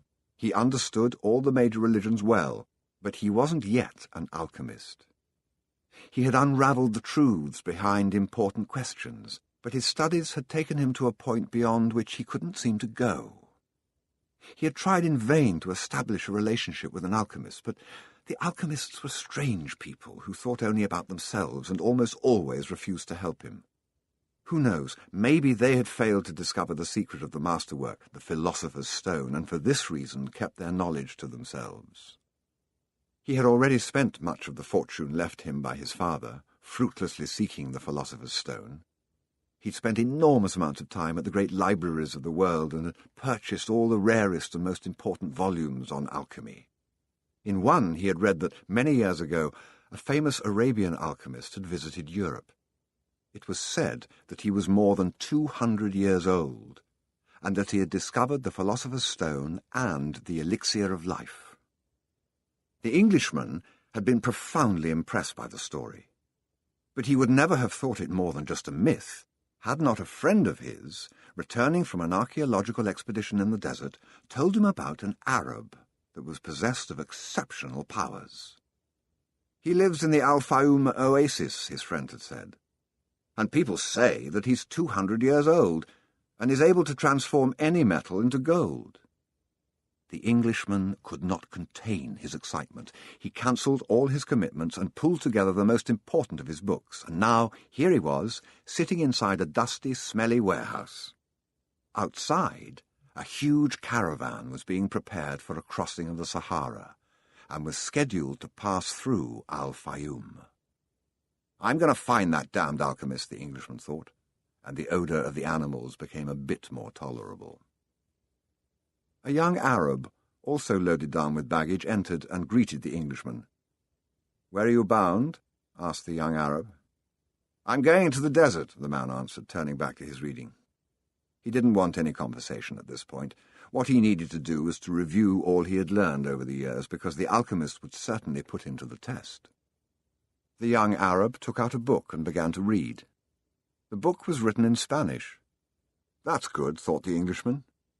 He spoke Spanish better than Arabic, and if this boy was going to Al-Fayoum, there would be someone to talk to when there was no other important things to do. "That's strange," said the boy, as he tried once again to read the burial scene that began the book. "I've been trying for 2 years to read this book, and I never get past these first few pages. Even without a king to provide an interruption, he was unable to concentrate." He still had some doubts about the decision he had made, but he was able to understand one thing. Making a decision was only the beginning of things. When someone makes a decision, he is really diving into a strong current that will carry him to places he had never dreamed of when he first made the decision. When I decided to seek out my treasure, I never imagined that I'd wind up working in a crystal shop, he thought. And joining this caravan may have been my decision, but where it goes is going to be a mystery to me. Nearby was the Englishman, reading a book. He seemed unfriendly, and had looked irritated when the boy had entered. They might even have become friends, but the Englishman closed off the conversation. The boy closed his book. He felt he didn't want to do anything that might make him look like the Englishman. He took Urim and Thummim from his pocket and began playing with them. The stranger shouted, "Urim and Thummim!" In a flash, the boy put them back in his pocket. "They're not for sale," he said. "They're not worth much," the Englishman answered. "They're only made of rock crystal, and there are millions of rock crystals in the earth. But those who know about such things would know that those are Urim and Thummim. I didn't know they had them in this part of the world." "They were given to me as a present by a king," the boy said. The stranger didn't answer. Instead, he put his hand in his pocket, took out 2 stones that were the same as the boy's. "Did you say king?" he asked. "I guess you don't believe that a king would talk to someone like me, a shepherd," he said, wanting to end the conversation. "Not at all. It was shepherds who were the first to recognize a king that the rest of the world refused to acknowledge. So it's not surprising that kings would talk to shepherds." And he went on, fearing that the boy wouldn't understand what he was talking about. "It's in the Bible, the same book that taught me about Urim and Thummim. These stones are the only form of divination permitted by God. The priest carried them in a golden breastplate." The boy was suddenly happy to be there at the warehouse. "Maybe this is an omen," said the Englishman half aloud. "Who told you about omens?" The boy's interest was increasing by the moment. "Everything in life is an omen," said the Englishman, now closing the journal he was reading. "There is a universal language, understood by everybody but already forgotten. I'm in search of that universal language, amongst other things. That's why I'm here. I have to find a man who knows that universal language, an alchemist." The conversation was interrupted by the warehouse boss. "You're in luck, you too," the fat Arab said. "There's a caravan leaving today for Al-Fayoum." "But I'm going to Egypt," the boy said. "Al-Fayoum is in Egypt," said the Arab. "What kind of Arab are you?" "That's a good luck omen," the Englishman said after the fat Arab had gone out. "If I could, I'd write a huge encyclopedia just about the words luck and coincidence. It's with those words that the universal language is written." He told the boy it was no coincidence that he had met him with Urim and Thummim in his hand, and he asked the boy if he too were in search of the alchemist. "I'm looking for a treasure," said the boy, and he immediately regretted having said it, but the Englishman appeared not to attach any importance to it. "In a way, so am I," he said. "I don't even know what alchemy is," the boy was saying, when the warehouse boss called to them to come outside. "I'm the leader of the caravan," said the dark-eyed, bearded man. "I hold the power of life and death for every person I take with me. The desert is a capricious lady, and sometimes she drives men crazy." There were almost 200 people gathered there, and 400 animals, camels, horses, mules, and fowl. In the crowd were women, children, and a number of men with swords at their belts and rifles slung on their shoulders. The Englishman had several suitcases filled with books. There was a babble of noise, and the leader had to repeat himself several times for everyone to understand what he was saying. "There are a lot of different people here, and each has his own god. But the only God I serve is Allah, and in his name I swear that I will do everything possible once again to win out over the desert. But I want each and every one of you to swear by the God you believe in that you will follow my orders no matter what. In the desert, disobedience means death." There was a murmur from the crowd. Each was swearing quietly to his or her own God. The boy swore to Jesus Christ. The Englishman said nothing, and the murmur lasted longer than a simple vow would have. The people were also praying to heaven for protection. A long note was sounded on a bugle, and everyone mounted up. The boy and the Englishman had bought camels, and climbed uncertainly onto their backs. The boy felt sorry for the Englishman's camel, loaded down as he was with the cases of books. "There's no such thing as coincidence," said the Englishman, picking up the conversation where it had been interrupted in the warehouse. "I'm here because a friend of mine heard of an Arab who—" But the caravan began to move, and it was impossible to hear what the Englishman was saying. The boy knew what he was about to describe, though. The mysterious chain that links one thing to another, the same chain that had caused him to become a shepherd, that had caused his recurring dream, that had brought him to a city near Africa to find a king, and to be robbed in order to meet a crystal merchant, and the closer one gets to realizing his personal legend, the more that personal legend becomes his true reason for being, thought the boy. The caravan moved toward the east. It travelled during the morning, halted when the sun was at its strongest, and resumed late in the afternoon. The boy spoke very little with the Englishman, who spent most of his time with his books. The boy observed in silence the progress of the animals and people across the desert. Now everything was quite different from how it was that day they had set out. Then there had been confusion and shouting, the cries of children and the whinnying of animals, all mixed with the nervous orders of the guides and the merchants. But in the desert there was only the sound of the eternal wind and of the hoofbeats of the animals. Even the guides spoke very little to one another. "I've crossed these sands many times," said one of the camel drivers one night. "But the desert is so huge and the horizon so distant that they make a person feel small, as if he should remain silent." The boy understood intuitively what he meant, even without ever having set foot in the desert before. Whenever he saw the sea or a fire, he fell silent, impressed by their elemental force. "I've learned things from the sheep, and I've learned things from crystal," he thought. "I can learn something from the desert, too. It seems old and wise." The wind never stopped, and the boy remembered the day he had sat at the fort in Tarifa with this same wind blowing in his face. It reminded him of the wool from his sheep who were now seeking food and water in the fields of Andalusia, as they always had. "But they're not my sheep anymore," he said to himself without nostalgia. "They must be used to their new shepherd, and have probably already forgotten me. That's good." Creatures, like the sheep that are used to travelling, know about moving on. He thought of the merchant's daughter, and was sure that she had probably married, perhaps to a baker, or to another shepherd who could read and could tell her exciting stories. After all, he probably wasn't the only one. But he was excited at his intuitive understanding of the camel driver's comment. Maybe he was also learning the universal language that deals with the past and the present of all people. Hunches, his mother used to call them. The boy was beginning to understand that intuition is really a sudden immersion of the soul into the universal current of life, where the histories of all people are connected, and we are able to know everything because it's all written there. "Maktub," the boy said, remembering the crystal merchant. The desert was all sand in some stretches and rocky in others. When the caravan was blocked by a boulder, it had to go around it. If there was a large rocky area, they had to make a major detour.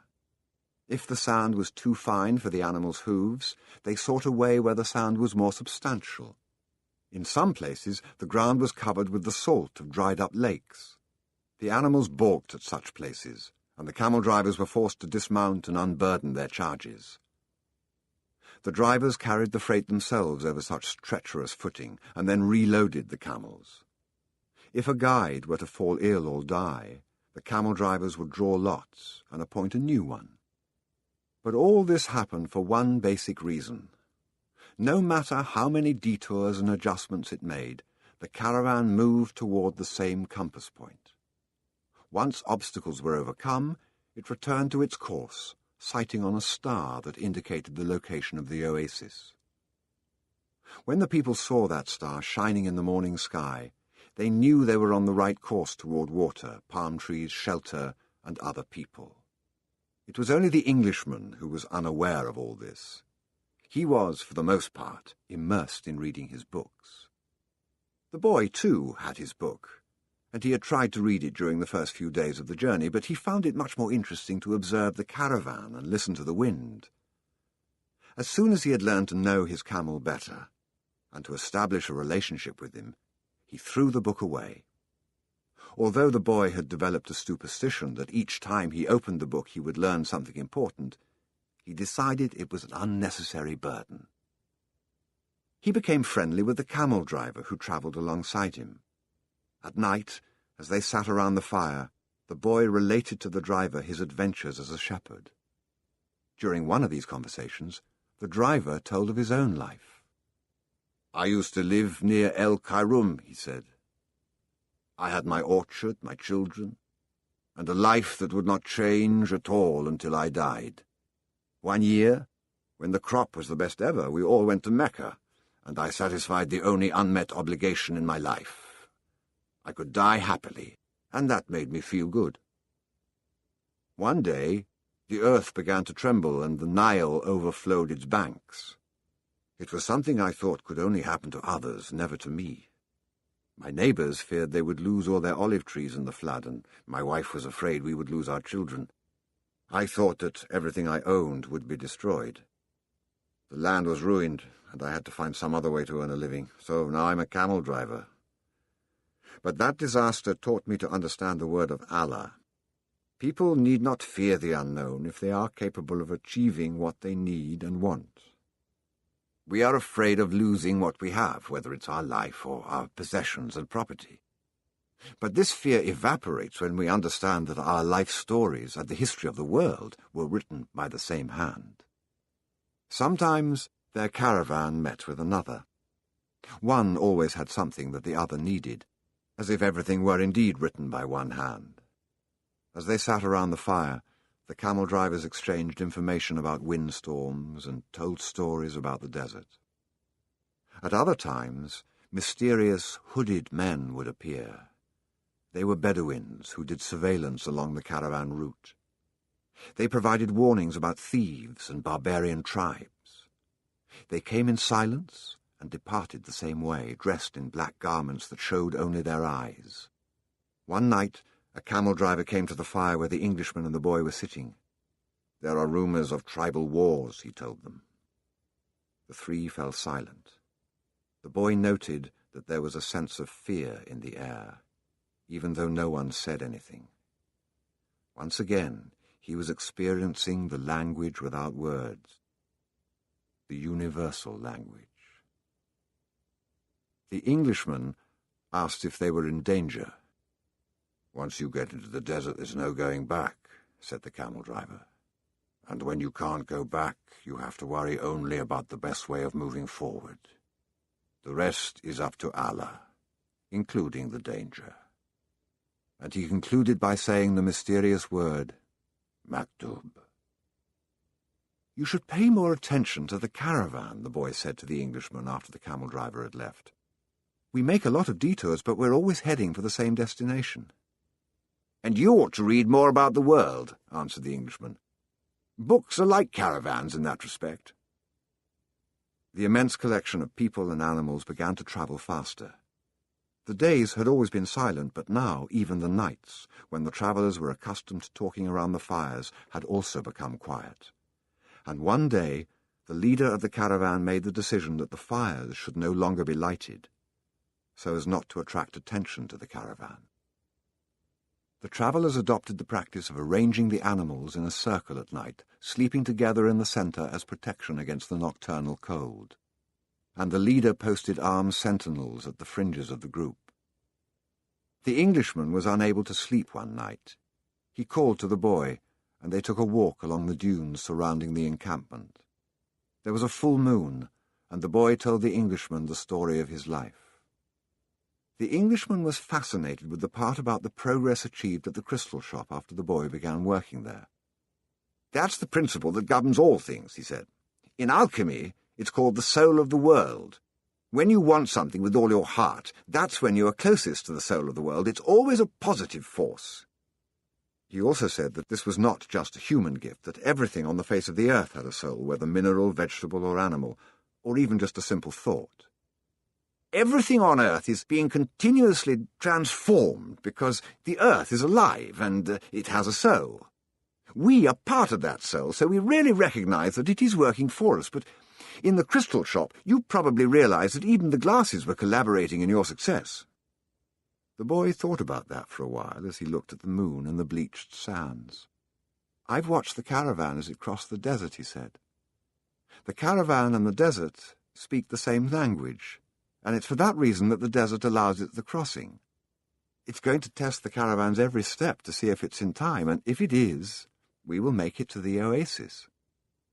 If either of us had joined this caravan based only on personal courage, but without understanding that language, this journey would have been much more difficult." They stood there looking at the moon. "That's the magic of omens," said the boy. "I've seen how the guides read the signs of the desert, and how the soul of the caravan speaks to the soul of the desert." The Englishman said, "I'd better pay more attention to the caravan." "And I'd better read your books," said the boy. They were strange books. They spoke about Mercury, salt, dragons, and kings, and he didn't understand any of it. But there was one idea that seemed to repeat itself throughout all the books.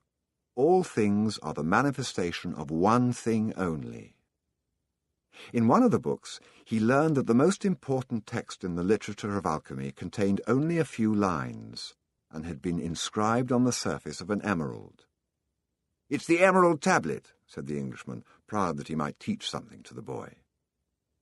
"Well, then why do we need all these books?" the boy asked. "So that we can understand those few lines," the Englishman answered, without appearing really to believe what he said. The book that most interested the boy told the stories of the famous alchemists. They were men who had dedicated their entire lives to the purification of metals in their laboratories. They believed that if a metal were heated for many years, it would free itself of all its individual properties, and what was left would be the soul of the world. This soul of the world allowed them to understand anything on the face of the earth, because it was the language with which all things communicated. They called that discovery the master work. It was part liquid and part solid. "Can't you just observe men and omens in order to understand the language?" the boy asked. "You have a mania for simplifying everything," answered the Englishman, irritated. "Alchemy is a serious discipline. Every step has to be followed exactly as it was followed by the masters." The boy learned that the liquid part of the masterwork was called the elixir of life, and that it cured all illnesses. It also kept the alchemist from growing old. And the solid part was called the philosopher's stone. "It's not easy to find the philosopher's stone," said the Englishman. "The alchemists spent years in their laboratories observing the fire that purified the metals. They spent so much time close to the fire that gradually they gave up the vanities of the world. They discovered that the purification of the metals had led to a purification of themselves." The boy thought about the crystal merchant. He had said that it was a good thing for the boy to clean the crystal pieces, so that he could free himself from negative thoughts. The boy was becoming more and more convinced that alchemy could be learned in one's daily life. "Also," said the Englishman, "the philosopher's stone has a fascinating property. A small sliver of the stone can transform large quantities of metal into gold." Having heard that, the boy became even more interested in alchemy. He thought that, with some patience, he'd be able to transform everything into gold. He read the lives of the various people who had succeeded in doing so: Helvetius, Elias, Fulcanelli, and Geber. They were fascinating stories. Each of them lived out his personal legend to the end. They travelled, spoke with wise men, performed miracles for the incredulous, and owned the philosopher's stone and the elixir of life. But when the boy wanted to learn how to achieve the masterwork, he became completely lost. There were just drawings, coded instructions, and obscure texts. "Why do they make things so complicated?" he asked the Englishman one night. The boy had noticed that the Englishman was irritable and missed his books. "So that those who have the responsibility for understanding can understand," he said.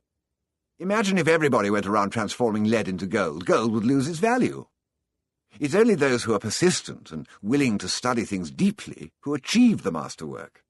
That's why I'm here in the middle of the desert. I'm seeking a true alchemist who will help me to decipher the codes.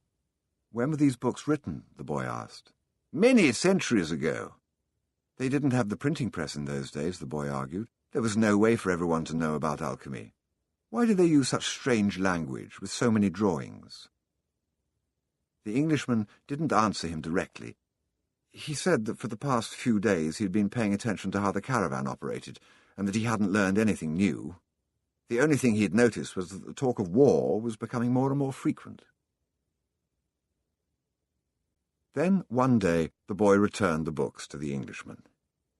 "Did you learn anything?" the Englishman asked, eager to hear what it might be. He needed someone to talk to, so as to avoid thinking about the possibility of war. "I learned that the world has a soul, and that whoever understands that soul can also understand the language of things. I learned that many alchemists realized their personal legends and wound up discovering the soul of the world, the philosopher's stone, and the elixir of life. But above all, I learned that these things are all so simple that they could be written on the surface of an emerald." The Englishman was disappointed. The years of research, the magic symbols, the strange words, and the laboratory equipment, none of this had made any impression on the boy. His soul must be too primitive to understand those things, he thought. He took back his books and packed them away again in their bags. "Go back to watching the caravan," he said. "That didn't teach me anything either." The boy went back to contemplating the silence of the desert and the sand raised by the animals. Everyone has his or her own way of learning things, he said to himself. His way isn't the same as mine, nor mine as his. But we're both in search of our personal legends, and I respect him for that. The caravan began to travel day and night. The hooded Bedouins reappeared more and more frequently, and the camel driver, who had become a good friend of the boys, explained that the war between the tribes had already begun. The caravan would be very lucky to reach the oasis. The animals were exhausted, and the men talked among themselves less and less. The silence was the worst aspect of the night, when the mere groan of a camel, which before had been nothing but the groan of a camel, now frightened everyone because it might signal a raid. The camel driver, though, seemed not to be very concerned with the threat of war. "I'm alive," he said to the boy as they ate a bunch of dates one night with no fires and no moon. "When I'm eating, that's all I think about. If I'm on the march, I just concentrate on marching. If I have to fight, it'll be just as good a day to die as any other. Because I don't live in either my past or my future, I'm interested only in the present. If you can concentrate always on the present, you'll be a happy man. You'll see that there is a life in the desert, that there are stars in the heavens, and that tribesmen fight because they are part of the human race. Life will be a party for you, a grand festival, because life is the moment we're living right now." 2 nights later, as he was getting ready to bed down, the boy looked for the star they followed every night. He thought that the horizon was a bit lower than it had been, because he seemed to see stars on the desert itself. "It's the oasis," said the camel driver. "Well, why don't we go there right now?" the boy asked. "Because we have to sleep." The boy awoke as the sun rose. There, in front of him, where the small stars had been the night before, was an endless row of date palms stretching across the entire desert. "We've done it," said the Englishman, who had also awakened early. But the boy was quiet. He was at home with the silence of the desert, and he was content just to look at the trees. He still had a long way to go to reach the pyramids, and some day this morning would be just a memory. But this was the present moment, the party the camel driver had mentioned, and he wanted to live it as he did the lessons of his past and his dreams of the future. Although the vision of the date palms would some day be just a memory, right now it signified shade, water, and a refuge from the war. Yesterday the camel's groan signalled danger, and now a row of date palms could herald a miracle. The world speaks many languages, the boy thought. The times rush past, and so do the caravans, thought the alchemist, as he watched the hundreds of people and animals arriving at the oasis.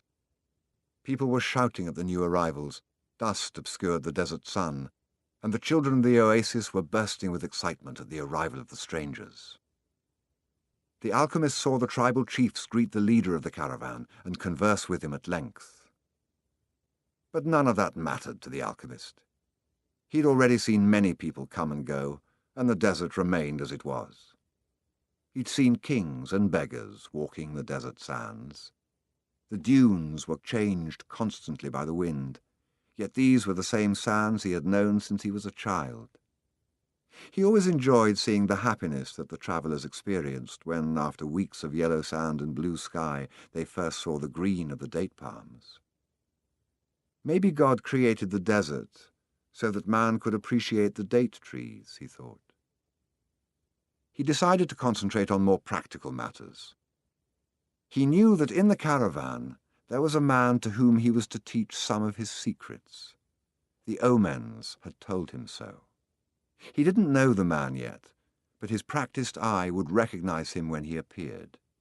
He hoped that it would be someone as capable as his previous apprentice. I don't know why these things have to be transmitted by word of mouth, he thought. It wasn't exactly that they were secrets. God revealed his secrets easily to all his creatures. He had only one explanation for this fact. Things have to be transmitted this way because they were made up from the pure life, and this kind of life cannot be captured in pictures or words.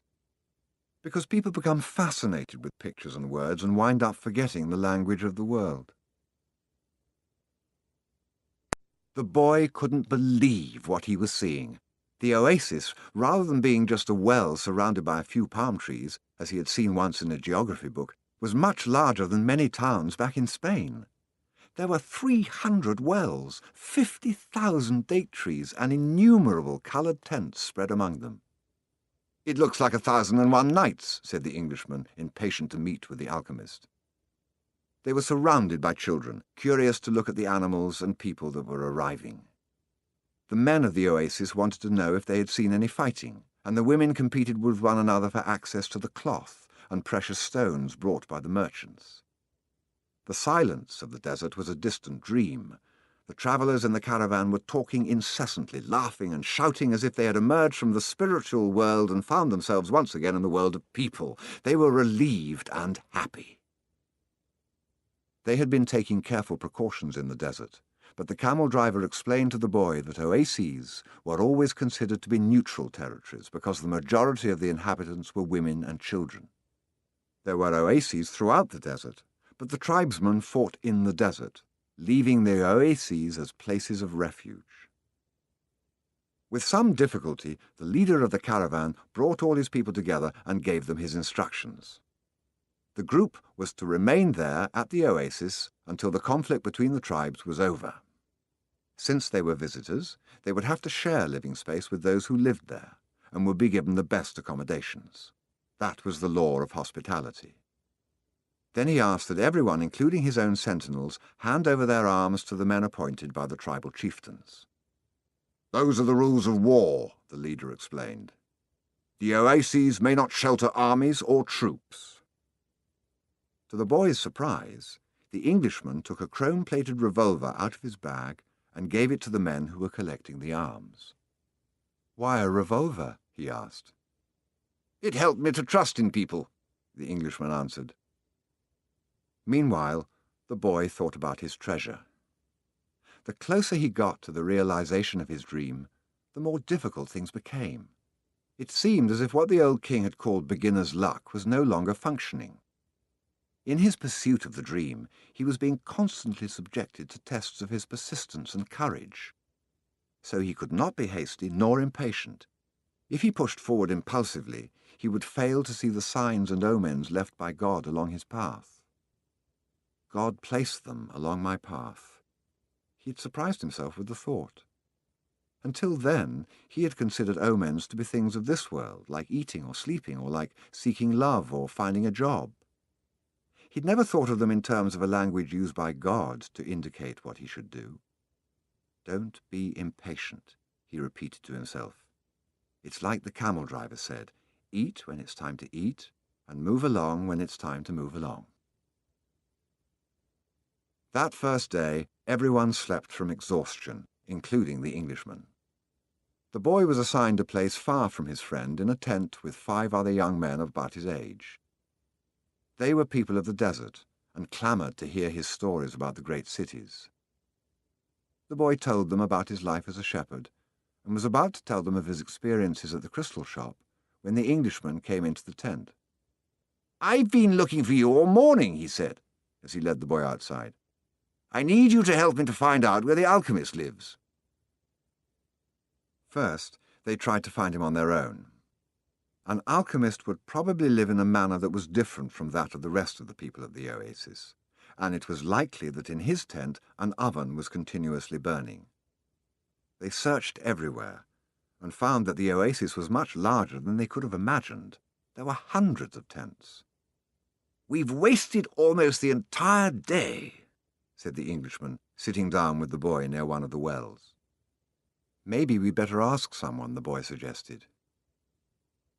The Englishman didn't want to tell others about his reasons for being at the oasis, and couldn't make up his mind. But finally he agreed that the boy who spoke better Arabic than he should do so. The boy approached a woman who had come to the well to fill a goatskin with water. "Good afternoon, ma'am.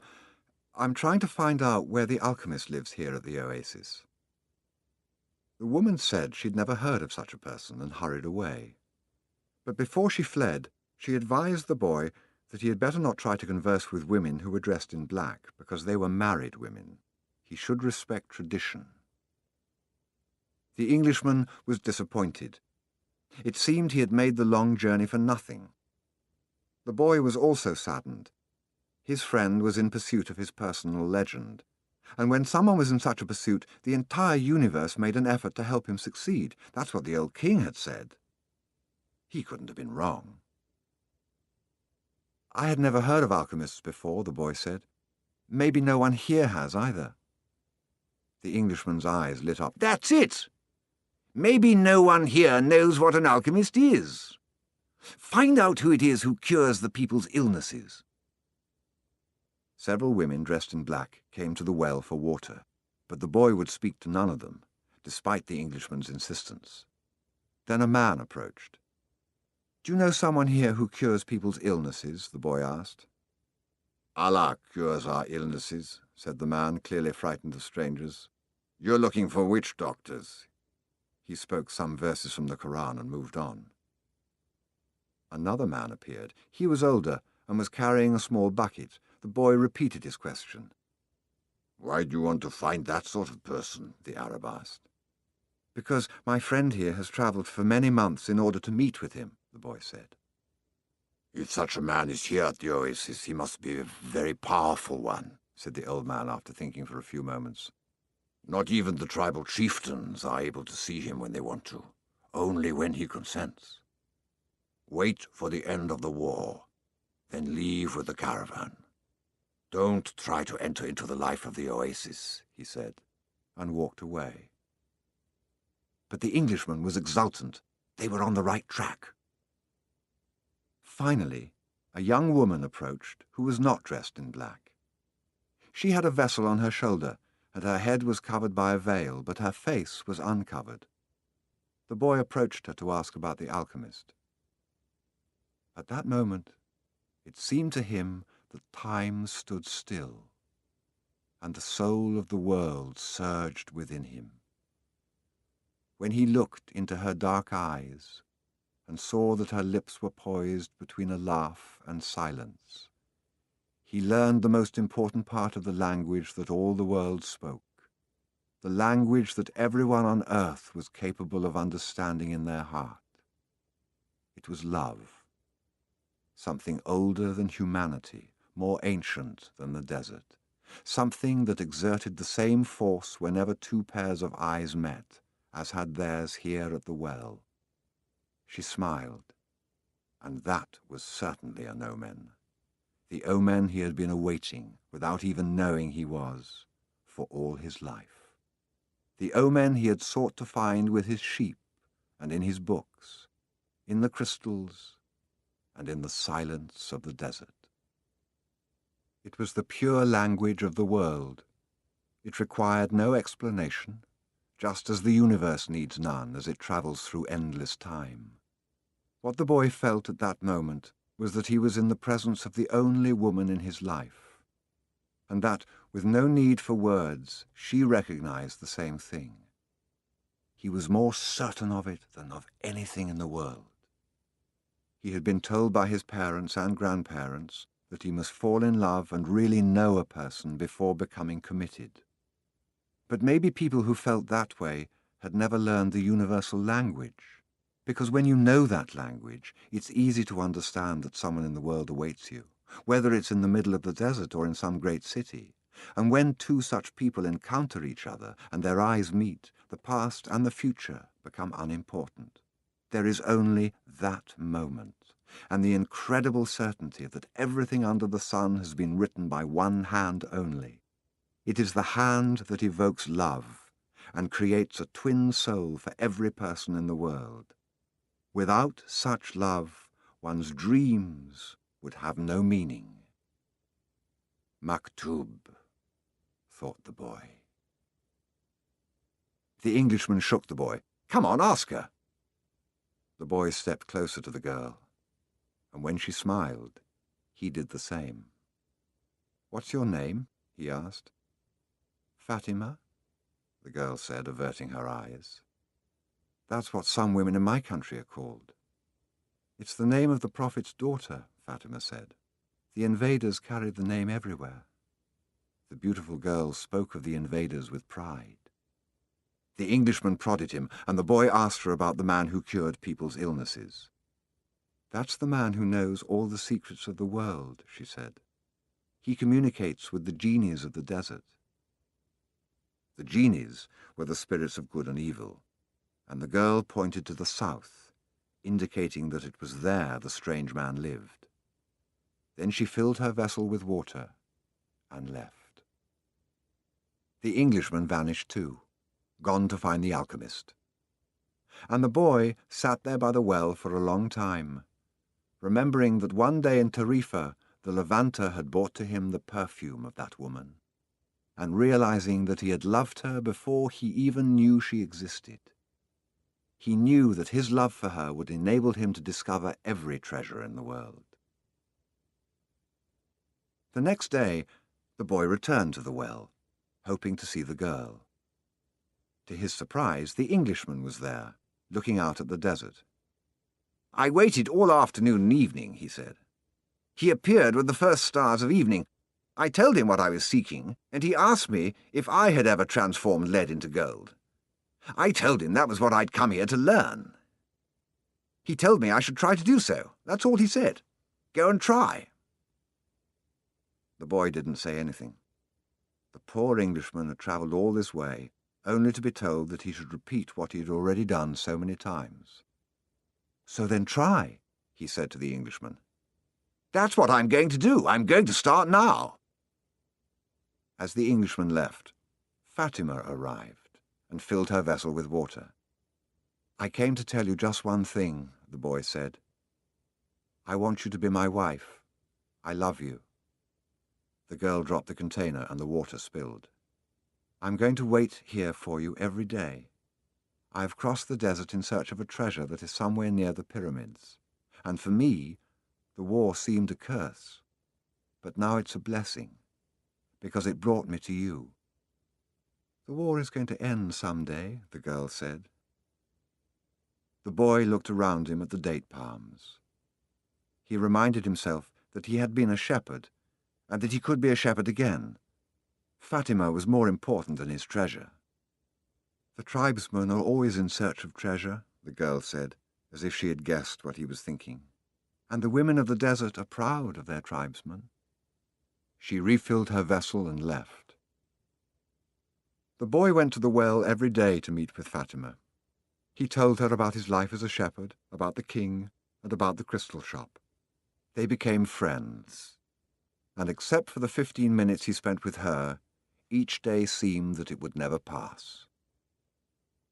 When he had been at the oasis for about a month, the leader of the caravan called a meeting of all the people travelling with him.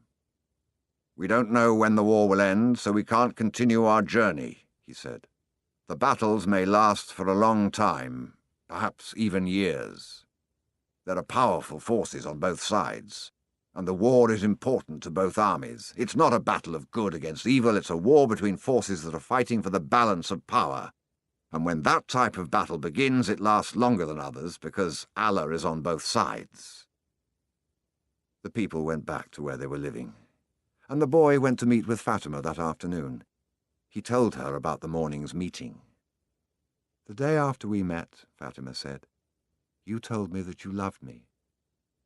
Then you taught me something of the universal language and the soul of the world. Because of that, I have become a part of you." The boy listened to the sound of her voice and thought it to be more beautiful than the sound of the wind in the date palms. "I have been waiting for you here at this oasis for a long time. I have forgotten about my past, about my traditions, and the way in which men of the desert expect women to behave. Ever since I was a child, I have dreamed that the desert would bring me a wonderful present. Now my present has arrived, and it's you." The boy wanted to take her hand, but Fatima's hands held to the handles of her jug. "You have told me about your dreams, about the old king and your treasure, and you've told me about omens. So now I fear nothing, because it was those omens that brought you to me. I am a part of your dream, a part of your personal legend, as you call it. That's why I want you to continue toward your goal. If you have to wait until the war is over, then wait. But if you have to go before then, go on in pursuit of your dream. The dunes are changed by the wind, but the desert never changes. That's the way it will be with our love for each other.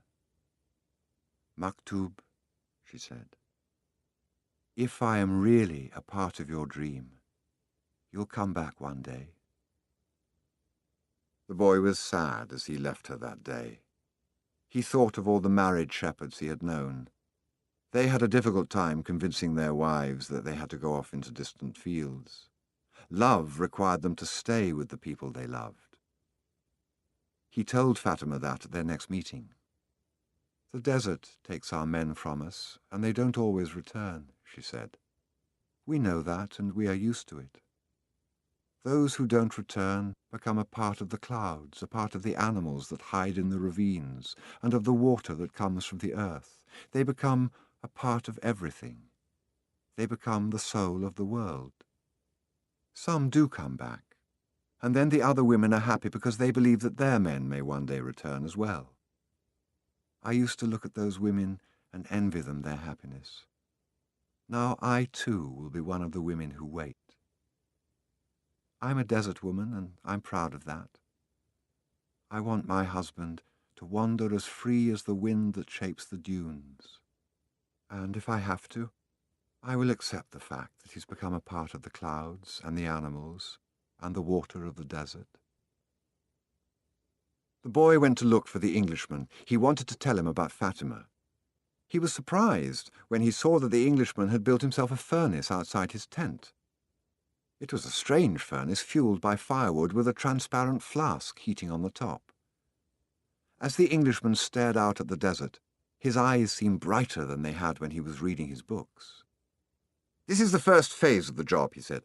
"I have to separate out the sulfur. Now, to do that successfully, I must have no fear of failure. It was my fear of failure that first kept me from attempting the masterwork. Now I'm beginning what I could have started 10 years ago, but I'm happy at least that I didn't wait 20 years. He continued to feed the fire, and the boy stayed on until the desert turned pink in the setting sun. He felt the urge to go out into the desert, to see if its silence held the answers to his questions. He wandered for a while, keeping the date palms of the oasis within sight. He listened to the wind and felt the stones beneath his feet. Here and there he found a shell and realized that the desert in remote times had been a sea. He sat on a stone and allowed himself to become hypnotized by the horizon. He tried to deal with the concept of love as distinct from possession and couldn't separate them.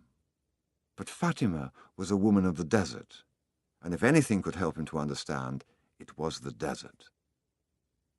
As he sat there thinking, he sensed movement above him.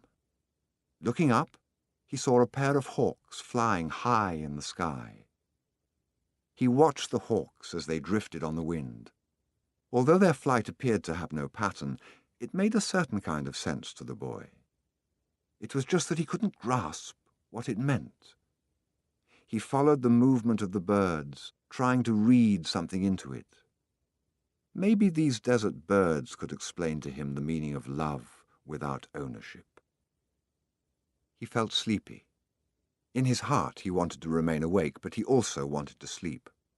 I'm learning the language of the world, and everything in the world is beginning to make sense to me, even the flight of the hawks, he said to himself.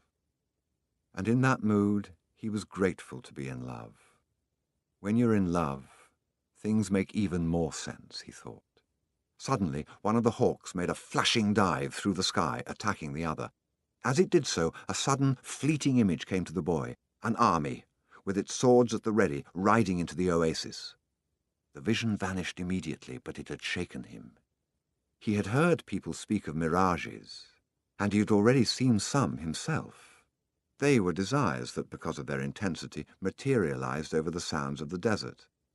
But he certainly didn't desire that an army invade the oasis. He wanted to forget about the vision and return to his meditation. He tried again to concentrate on the pink shades of the desert and its stones, but there was something there in his heart that wouldn't allow him to do so. Always heed the omens, the old king had said. The boy recalled what he had seen in the vision and sensed that it was actually going to occur. He rose and made his way back toward the palm trees. Once again he perceived the many languages in the things about him. This time the desert was safe, and it was the oasis that had become dangerous. The camel driver was seated at the base of a palm tree, observing the sunset. He saw the boy appear from the other side of the dunes. "An army is coming," the boy said. "I had a vision." "The desert fills men's hearts with visions," the camel driver answered. But the boy told him about the hawks, that he had been watching their flight and had suddenly felt himself to have plunged to the soul of the world. The camel driver understood what the boy was saying. He knew that any given thing on the face of the earth could reveal the history of all things. One could open a book to any page, or look at a person's hand. One could turn a card, or watch the flight of the birds. Whatever the thing observed, one could find a connection with his experience of the moment. Actually, it wasn't that those things in themselves revealed anything at all. It was just that people, looking at what was occurring around them, could find a means of penetration to the soul of the world. The desert was full of men who earned their living based on the ease with which they could penetrate to the soul of the world. They were known as seers, and they were held in fear by women and the elderly. Tribesmen were also wary of consulting them because it would be impossible to be effective in battle if one knew that he was fated to die. The tribesmen preferred the taste of battle and the thrill of not knowing what the outcome would be. The future was already written by Allah, and what he had written was always for the good of man. So the tribesmen lived only for the present because the present was full of surprises, and they had to be aware of many things. Where was the enemy's sword? Where was his horse? What kind of blow should one deliver next in order to remain alive? The camel driver was not a fighter, and he had consulted with seers. Many of them had been right about what they said, while some had been wrong. Then one day, the oldest seer he had ever sought out, and the one most to be feared, had asked why the camel driver was so interested in the future. "Well, so I can do things," he had responded, "and so I can change those things that I don't want to happen." "But then they wouldn't be part of your future," the seer had said. "Well, maybe I just want to know the future so I can prepare myself for what's coming." "If good things are coming, they will be a pleasant surprise," said the seer. "If bad things are, and you know in advance, you will suffer greatly before they even occur." "I want to know about the future because I'm a man," the camel driver has said to the seer, "and men always live their lives based on the future." The seer was a specialist in the casting of twigs. He threw them on the ground and made interpretations based on how they fell. That day, he didn't make a cast. He wrapped the twigs in a piece of cloth and put them back in his bag. "I make my living forecasting the future for people," he said. "I know the science of the twigs, and I know how to use them to penetrate to the place where all is written. There I can read the past, discover what has already been forgotten, and understand the omens that are here in the present. When people consult me, it's not that I'm reading the future, I am guessing at the future. The future belongs to God, and it is only He who reveals it under extraordinary circumstances. How do I guess at the future?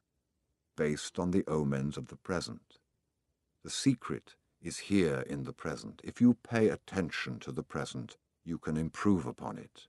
And if you improve on the present, what comes later will also be better. Forget about the future, and live each day according to the teachings, confident that God loves his children. Each day in itself brings with it an eternity." The camel driver had asked what the circumstances were under which God would allow him to see the future. "Only when he himself reveals it. And God only rarely reveals the future. When he does so, it is for only one reason. It's a future that was written so as to be altered." God had shown the boy a part of the future, the camel driver thought. Why was it that he wanted the boy to serve as his instrument? "Go and speak to the tribal chieftains," said the camel driver. "Tell them about the armies that are approaching." "They'll laugh at me." "No, they are men of the desert, and the men of the desert are used to dealing with omens." "Well, then, they probably already know." "They're not concerned with that right now.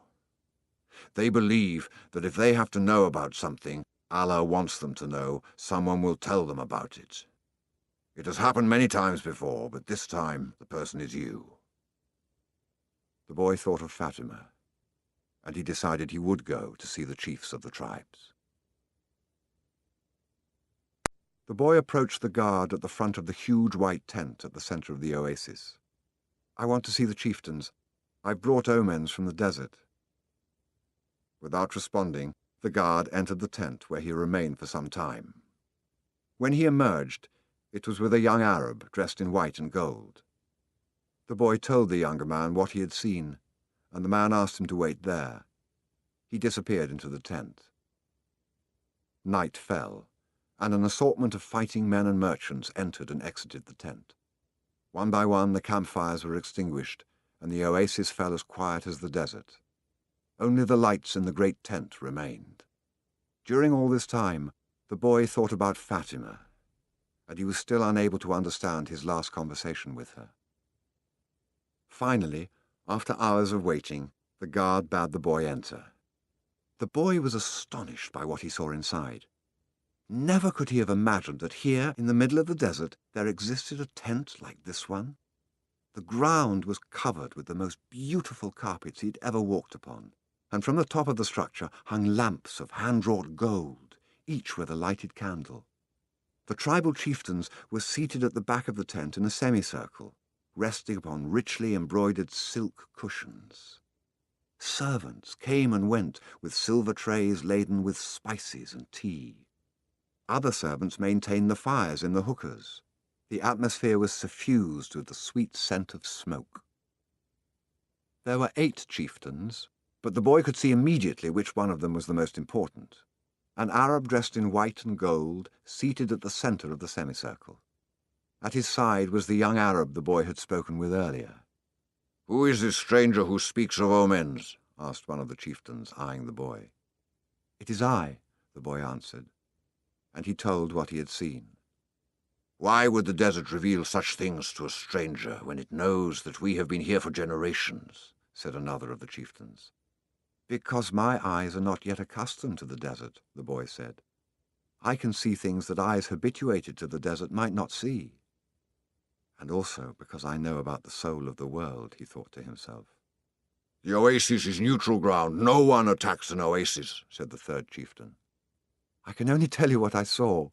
If you don't want to believe me, you don't have to do anything about it. The men fell into animated discussion. They spoke in an Arab dialect the boy didn't understand, but when he made to leave, the guard told him to stay. The boy became fearful. The omens told him that something was wrong. He regretted having spoken to the camel driver about what he had seen in the desert. Suddenly, the elder at the center smiled almost imperceptibly, and the boy felt better. The man hadn't participated in the discussion, and in fact hadn't said a word up to that point. But the boy was already used to the language of the world, and he could feel the vibrations of peace throughout the tent. Now his intuition was that he had been right in coming. The discussion ended. The chieftains were silent for a few moments as they listened to what the old man was saying. Then he turned to the boy. This time his expression was cold and distant. 2,000 years ago, in a distant land, a man who believed in dreams was thrown into a dungeon and then sold as a slave, the old man said, now in the dialect the boy understood.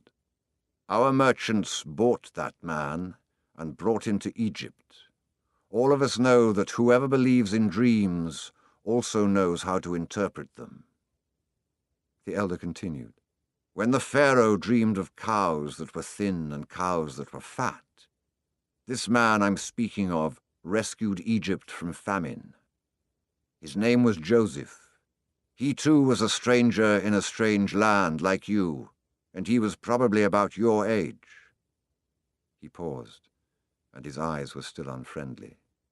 We always observe the tradition.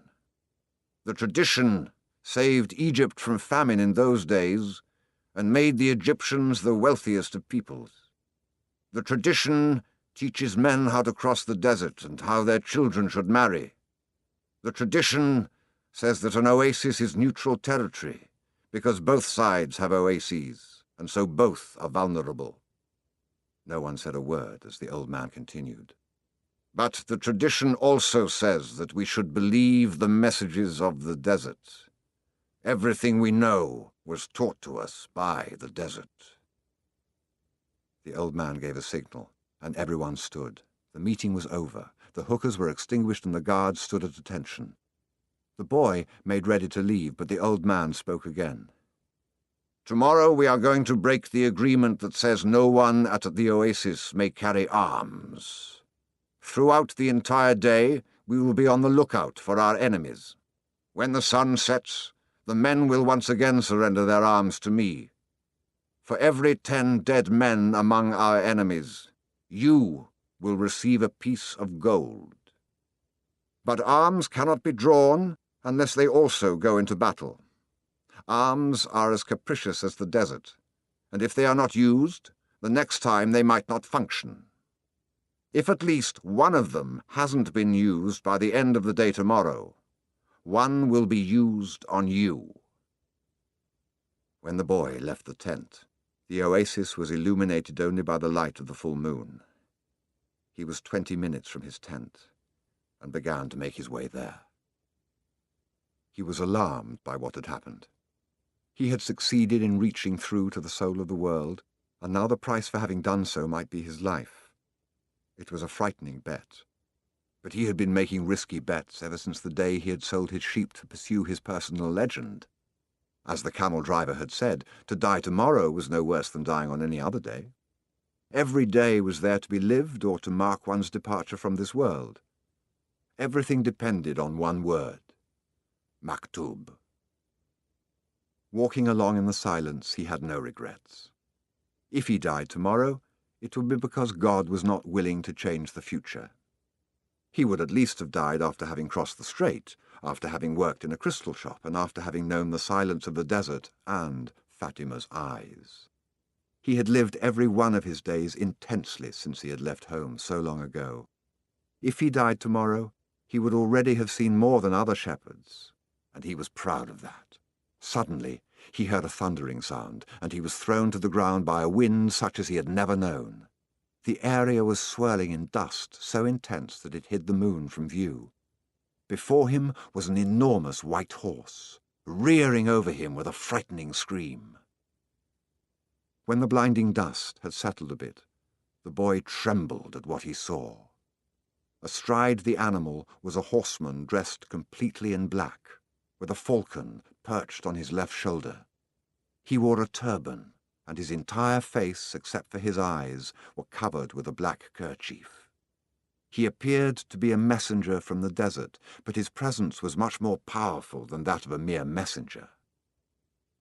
The strange horseman drew an enormous curved sword from a scabbard mounted on his saddle.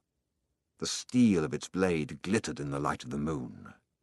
"Who dares to read the meaning of the flight of the hawks?" he demanded, so loudly that his words seemed to echo through the 50,000 palm trees of Al-Fayoum. "It is I who dared to do so," said the boy. He was reminded of the image of Santiago Matamoros, mounted on his white horse with the infidels beneath his hooves. This man looked exactly the same, except that now the roles were reversed. "It is I who dared to do so," he repeated, and he lowered his head to receive a blow from the sword. "Many lives will be saved because I was able to see through to the soul of the world." The sword didn't fall. Instead, the stranger lowered it slowly until the point touched the boy's forehead. It drew a droplet of blood. The horseman was completely immobile, as was the boy. It didn't even occur to the boy to flee. In his heart, he felt a strange sense of joy. He was about to die in pursuit of his personal legend. And for Fatima. The omens had been true after all. Here he was, face to face with his enemy. But there was no need to be concerned about dying. The soul of the world awaited him, and he would soon be a part of it. And tomorrow, his enemy would also be a part of that soul. The stranger continued to hold the sword at the boy's forehead. "Why did you read the flight of the birds?" "I read only what the birds wanted to tell me. They wanted to save the oasis. Tomorrow, all of you will die, because there are more men at the oasis than you have." The sword remained where it was. "Who are you to change what Allah has willed?" "Allah created the armies, and he also created the hawks. Allah taught me the language of the birds. Everything has been written by the same hand," the boy said, remembering the camel driver's words. The stranger withdrew the sword from the boy's forehead, and the boy felt immensely relieved, but he still couldn't flee. "Be careful with your prognostications," said the stranger. "When something is written, there is no way to change it." "All I saw was an army," said the boy. "I didn't see the outcome of the battle." The stranger seemed satisfied with the answer, but he kept the sword in his hand. "What is a stranger doing in a strange land?" "I'm following my personal legend. It's not something you would understand." The stranger placed his sword in its scabbard, and the boy relaxed. "I had to test your courage," the stranger said. "Courage is the quality most essential to understanding the language of the world." The boy was surprised. The stranger was speaking of things very few people knew about. "You must not let up, even after having come so far," he continued. "You must love the desert, but never trust it completely. Because the desert tests all men. It challenges every step and kills those who become distracted." What he said reminded the boy of the old king. "If the warriors come here, and your head is still on your shoulders at sunset, come and find me," said the stranger. The same hand that had brandished the sword now held a whip. The horse reared again, raising a cloud of dust. "Where do you live?" shouted the boy as the horseman rode away. The hand with the whip pointed to the south. The boy had met the alchemist. Next morning, there were 2,000 armed men scattered throughout the palm trees at Al-Fayoum. Before the sun had reached its high point, 500 tribesmen appeared on the horizon. The mounted troops entered the oasis from the north. It appeared to be a peaceful expedition, but they all carried arms, hidden in their robes. When they reached the white tent at the center of Al-Fayoum, they withdrew their scimitars and rifles, and they attacked an empty tent. The men of the oasis surrounded the horsemen from the desert, and within half an hour all but one of the intruders were dead. The children had been kept at the other side of a grove of palm trees and saw nothing of what had happened. The women had remained in their tents, praying for the safekeeping of their husbands, and saw nothing of the battle either. Were it not for the bodies there on the ground, it would have appeared to be a normal day at the oasis. The only tribesman spared was the commander of the battalion. That afternoon, he was brought before the tribal chieftains, who asked him why he had violated the tradition. The commander said that his men had been starving and thirsty, exhausted from many days of battle, and had decided to take the oasis so as to be able to return to the war. The tribal chieftain said that he felt sorry for the tribesmen, but that the tradition was sacred. He condemned the commander to death without honor. Rather than being killed by a blade or a bullet, he was hanged from a dead palm tree, where his body twisted in the desert wind. The tribal chieftain called for the boy and presented him with 50 pieces of gold. He repeated his story about Joseph of Egypt and asked the boy to become the counselor of the oasis. When the sun had set and the first stars made their appearance, the boy started to walk to the south. He eventually sighted a single tent, and a group of Arabs passing by told the boy that it was a place inhabited by genies. But the boy sat down and waited. Not until the moon was high did the alchemist ride into view. He carried 2 dead hawks over his shoulder. "I'm here," the boy said. "You shouldn't be here," the alchemist answered. "Or is it your personal legend that brings you here?" "With the wars between the tribes, it's impossible to cross the desert, so I've come here." The alchemist dismounted from his horse and signaled that the boy should enter the tent with him. It was a tent like many at the oasis. The boy looked around for the ovens and other apparatus used in alchemy, but saw none. There were only some books in a pile, a small cooking stove, and the carpets, covered with mysterious designs. "Sit down. We'll have something to drink and eat these hawks," said the alchemist. The boy suspected that they were the same hawks he had seen on the day before, but he said nothing.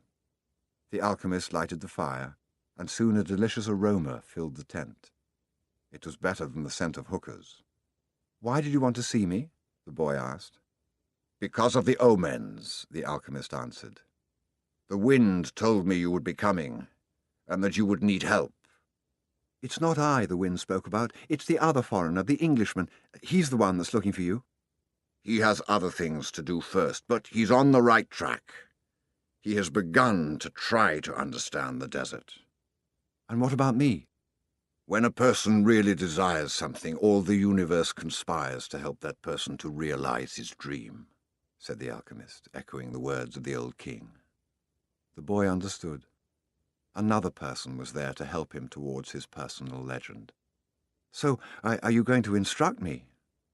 "No, you already know all you need to know. I am only going to point you in the direction of your treasure." "But there's a tribal war," the boy reiterated. "I know what's happening in the desert." "I've already found my treasure. I have a camel, I have my money from the crystal shop, and I have 50 gold pieces. In my own country I'd be a rich man." "But none of that is from the pyramids," said the alchemist. "I also have Fatima. She's a treasure greater than anything else I've won." "She wasn't found at the pyramids either." They ate in silence. The alchemist opened a bottle and poured a red liquid into the boy's cup. It was the most delicious wine he had ever tasted. "Isn't wine prohibited here?" the boy asked. "It's not what enters men's mouths that's evil," said the alchemist. "It's what comes out of their mouths that is." The alchemist was a bit daunting, but as the boy drank the wine, he relaxed. After they finished eating, they sat outside the tent, under a moon so brilliant that it made the stars pale. "Drink and enjoy yourself," said the alchemist, noticing that the boy was feeling happier. "Rest well tonight, as if you were a warrior preparing for combat. Remember that wherever your heart is, there you will find your treasure. You've got to find the treasure so that everything you have learned along the way can make sense. Tomorrow, sell your camel and buy a horse. Camels are treacherous. They walk thousands of paces and never seem to tire. Then suddenly they kneel and die. But horses tire bit by bit. You always know how much you can ask of them, and when it is that they are about to die." The following night, the boy appeared at the alchemist's tent with a horse. The alchemist was ready, and he mounted his own steed and placed the falcon on his left shoulder. He said to the boy, "Show me where there is life out in the desert. Only those who can see such signs of life are able to find treasure." They began to ride out over the sands, with the moon lighting their way. "I don't know if I'll be able to find life in the desert," the boy thought. "I don't know the desert that well yet." He wanted to say so to the alchemist, but he was afraid of the man. They reached the rocky place where the boy had seen the hawks in the sky, but now there was only silence and the wind. "I don't know how to find life in the desert," the boy said. "I know that there's life here, but I don't know where to look." "Life attracts life," the alchemist answered. And then the boy understood. He loosened the reins on his horse, who galloped forward over the rocks and sand. The alchemist followed as the boy's horse ran for almost half an hour. They could no longer see the palms of the oasis, only the gigantic moon above them and its silver reflections from the stones of the desert. Suddenly, for no apparent reason, the boy's horse began to slow. "There's life here," the boy said to the alchemist. "I don't know the language of the desert, but my horse knows the language of life." They dismounted, and the alchemist said nothing. Advancing slowly, they searched among the stones. The alchemist stopped abruptly and bent to the ground. There was a hole there among the stones. The alchemist put his hand into the hole, and then his entire arm up to his shoulder. Something was moving there, and the alchemist's eyes, the boy could only see his eyes, squinted with his effort. His arm seemed to be battling with whatever was in the hole. Then, with a motion that startled the boy, he withdrew his arm and leapt to his feet. In his hand, he grasped a snake by the tail. The boy leapt as well, but away from the alchemist. The snake fought frantically, making hissing sounds that shattered the silence of the desert. It was a cobra, whose venom could kill a person in minutes. "Watch out for his venom," the boy said. But even though the alchemist had put his hand in the hole and had surely already been bitten, his expression was calm. "The alchemist is 200 years old," the Englishman had told him. "He must know how to deal with snakes in the desert." The boy watched as his companion went to his horse and withdrew a scimitar. With its blade, he drew a circle in the sand, and then he placed the snake within it. The serpent relaxed immediately. "Not to worry," said the alchemist. "You won't leave the circle. You found life in the desert, the omen that I needed." "Why was that so important?" "Because the pyramids are surrounded by deserts." The boy didn't want to talk about the pyramids. His heart was heavy, and he had been melancholy since the previous night. To continue his search for the treasure meant that he had to abandon Fatima. "I'm going to guide you across the desert," the alchemist said. "I want to stay at the oasis," the boy answered. "I've found Fatima, and as far as I'm concerned, she's worth more than treasure." "Fatima is a woman of the desert," said the alchemist. "She knows that men have to go away in order to return, and she already has her treasure. It's you. Now she expects that you will find what it is you're looking for." "Well, what if I decide to stay?" "Let me tell you what will happen. You'll be the counselor of the oasis. You have enough gold to buy many sheep and many camels. You'll marry Fatima, and you'll both be happy for a year. You'll learn to love the desert, and you'll get to know every one of the 50,000 palms. You'll watch them as they grow, demonstrating how the world is always changing. And you'll get better and better at understanding omens, because the desert is the best teacher there is. Sometime during the 2nd year, you'll remember about the treasure. The omens will begin insistently to speak of it, and you'll try to ignore them. You'll use your knowledge for the welfare of the oasis and its inhabitants. The tribal chieftains will appreciate what you do, and your camels will bring you wealth and power. During the 3rd year, the omens will continue to speak of your treasure and your personal legend. You'll walk around night after night at the oasis, and Fatima will be unhappy because she'll feel it was she who interrupted your quest. But you will love her, and she'll return your love.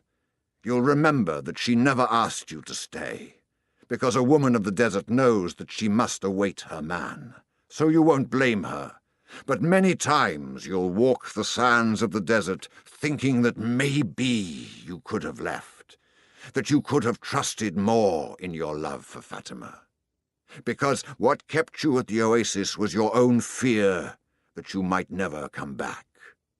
At that point, the omens will tell you that your treasure is buried forever. Then, sometime during the 4th year, the omens will abandon you, because you stopped listening to them. The tribal chieftains will see that, and you'll be dismissed from your position as counselor.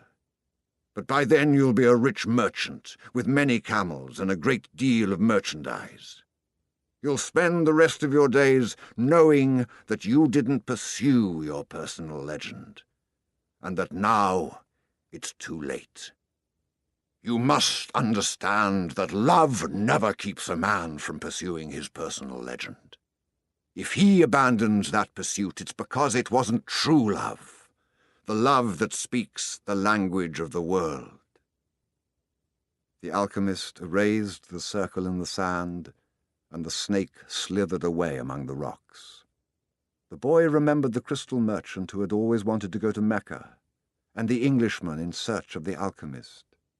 He thought of the woman who had trusted in the desert, and he looked out over the desert that had brought him to the woman he loved.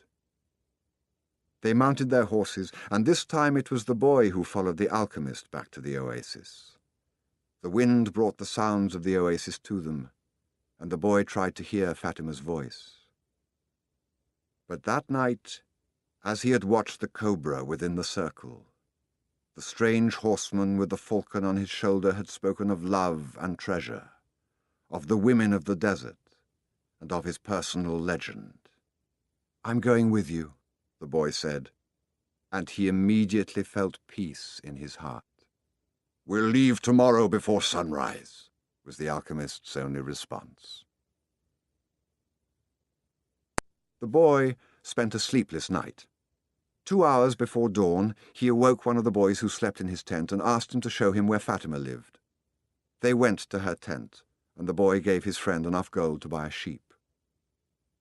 Then he asked his friend to go into the tent where Fatima was sleeping, and to awaken her and tell her that he was waiting outside. The young Arab did as he was asked, and was given enough gold to buy yet another sheep. "Now leave us alone," said the boy to the young Arab. The Arab returned to his tent to sleep, proud to have helped the counselor of the oasis, and happy at having enough money to buy himself some sheep. Fatima appeared at the entrance to the tent. The two walked out among the palms. The boy knew it was a violation of the tradition, but that didn't matter to him now. "I'm going away," he said, "and I want you to know that I'm coming back."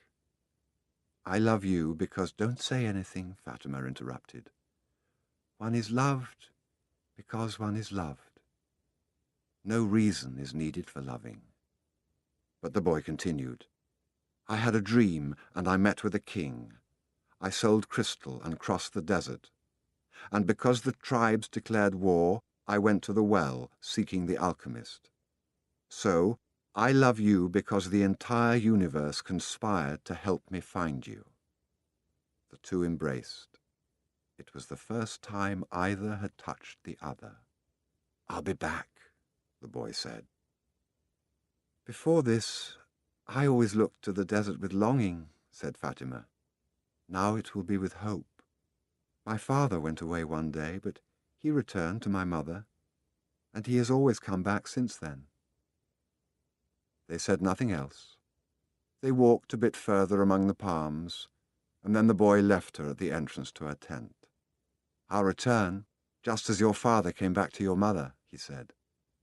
He saw that Fatima's eyes were filled with tears. "You're crying." "I'm a woman of the desert," she said, averting her face. "But above all, I'm a woman." Fatima went back to her tent, and when daylight came, she went out to do the chores she had done for years. But everything had changed. The boy was no longer at the oasis, and the oasis would never again have the same meaning it had had only yesterday. It would no longer be a place with 50,000 palm trees and 300 wells where the pilgrims arrived, relieved at the end of their long journeys. From that day on, the oasis would be an empty place for her. From that day on, it was the desert that would be important. She would look to it every day and would try to guess which star the boy was following in search of his treasure. She would have to send her kisses on the wind, hoping that the wind would touch the boy's face and would tell him that she was alive, that she was waiting for him, a woman awaiting a courageous man in search of his treasure. From that day on, the desert would represent only one thing to her, the hope for his return. "Don't think about what you've left behind," the alchemist said to the boy as they began to ride across the sands of the desert. "Everything is written in the soul of the world, and there it will stay forever." "Men dream more about coming home than about leaving," the boy said. He was already reaccustomed to the desert silence. "If what one finds is made of pure matter, it will never spoil, and one can always come back. If what you had found was only a moment of light, like the explosion of a star, you would find nothing on your return." The man was speaking the language of alchemy, but the boy knew he was referring to Fatima. It was difficult not to think about what he had left behind. The desert with its endless monotony put him to dreaming. The boy could still see the palm trees, the wells, and the face of the woman he loved. He could see the Englishman at his experiments, and the camel driver who was a teacher without realizing it. Maybe the alchemist has never been in love, the boy thought. The alchemist rode in front with the falcon on his shoulder. The bird knew the language of the desert well, and whenever they stopped he flew off in search of game. On the first day he returned with a rabbit, and on the second with 2 birds. At night they spread their sleeping gear and kept their fires hidden. The desert nights were cold, and were becoming darker and darker as the phases of the moon passed. They went on for a week, speaking only of the precautions they needed to follow in order to avoid the battles between the tribes. The war continued, and at times the wind carried the sweet, sickly smell of blood. Battles had been fought nearby, and the wind reminded the boy that there was the language of omens, always ready to show him what his eyes had failed to observe. On the 7th day, the alchemist decided to make camp earlier than usual. The falcon flew off to find game, and the alchemist offered his water container to the boy. "You are almost at the end of your journey," said the alchemist. "I congratulate you for having pursued your personal legend." "And you've told me nothing along the way," said the boy. "I thought you were going to teach me some of the things you know. A while ago I rode through the desert with a man who had books on alchemy, but I wasn't able to learn anything from them." "There is only one way to learn," the alchemist answered. "It's through action. Everything you need to know, you have learned through your journey. You need to learn only one thing more." The boy wanted to know what that was, but the alchemist was searching the horizon, looking for the falcon. "Why Are you called the Alchemist? Because that's what I am. And what went wrong when other alchemists tried to make gold and were unable to do so? They were looking only for gold, His companion answered. They were seeking the treasure of their personal legend without wanting actually to live out the personal legend. What is it that I still need to know? The boy asked. But the alchemist continued to look to the horizon, and finally the falcon returned with their meal. They dug a hole and lit their fire in it so that the light of the flames would not be seen. I'm an alchemist simply because I'm an alchemist, he said, as he prepared the meal. I learned the science from my grandfather, who learned it from his father, and so on, back to the creation of the world. In those times, the master work could be written simply on an emerald. But men began to reject simple things, and to write tracts, interpretations, and philosophical studies. They also began to feel that they knew a better way than others had. Yet the emerald tablet is still alive today. What was written on the emerald tablet? The boy wanted to know. The alchemist began to draw in the sand, and completed his drawing in less than 5 minutes. As he drew, the boy thought of the old king and the plaza where they had met that day. It seemed as if it had taken place years and years ago. This is what was written on the emerald tablet, said the alchemist when he had finished. The boy tried to read what was written in the sand. It's a code, said the boy, a bit disappointed. It looks like what I saw in the Englishman's books. No, the alchemist answered. It's like the flight of those two hawks. It can't be understood by reason alone. The emerald tablet is a direct passage to the soul of the world. The wise men understood that this natural world is only an image and a copy of paradise. The existence of this world is simply a guarantee that there exists a world that is perfect.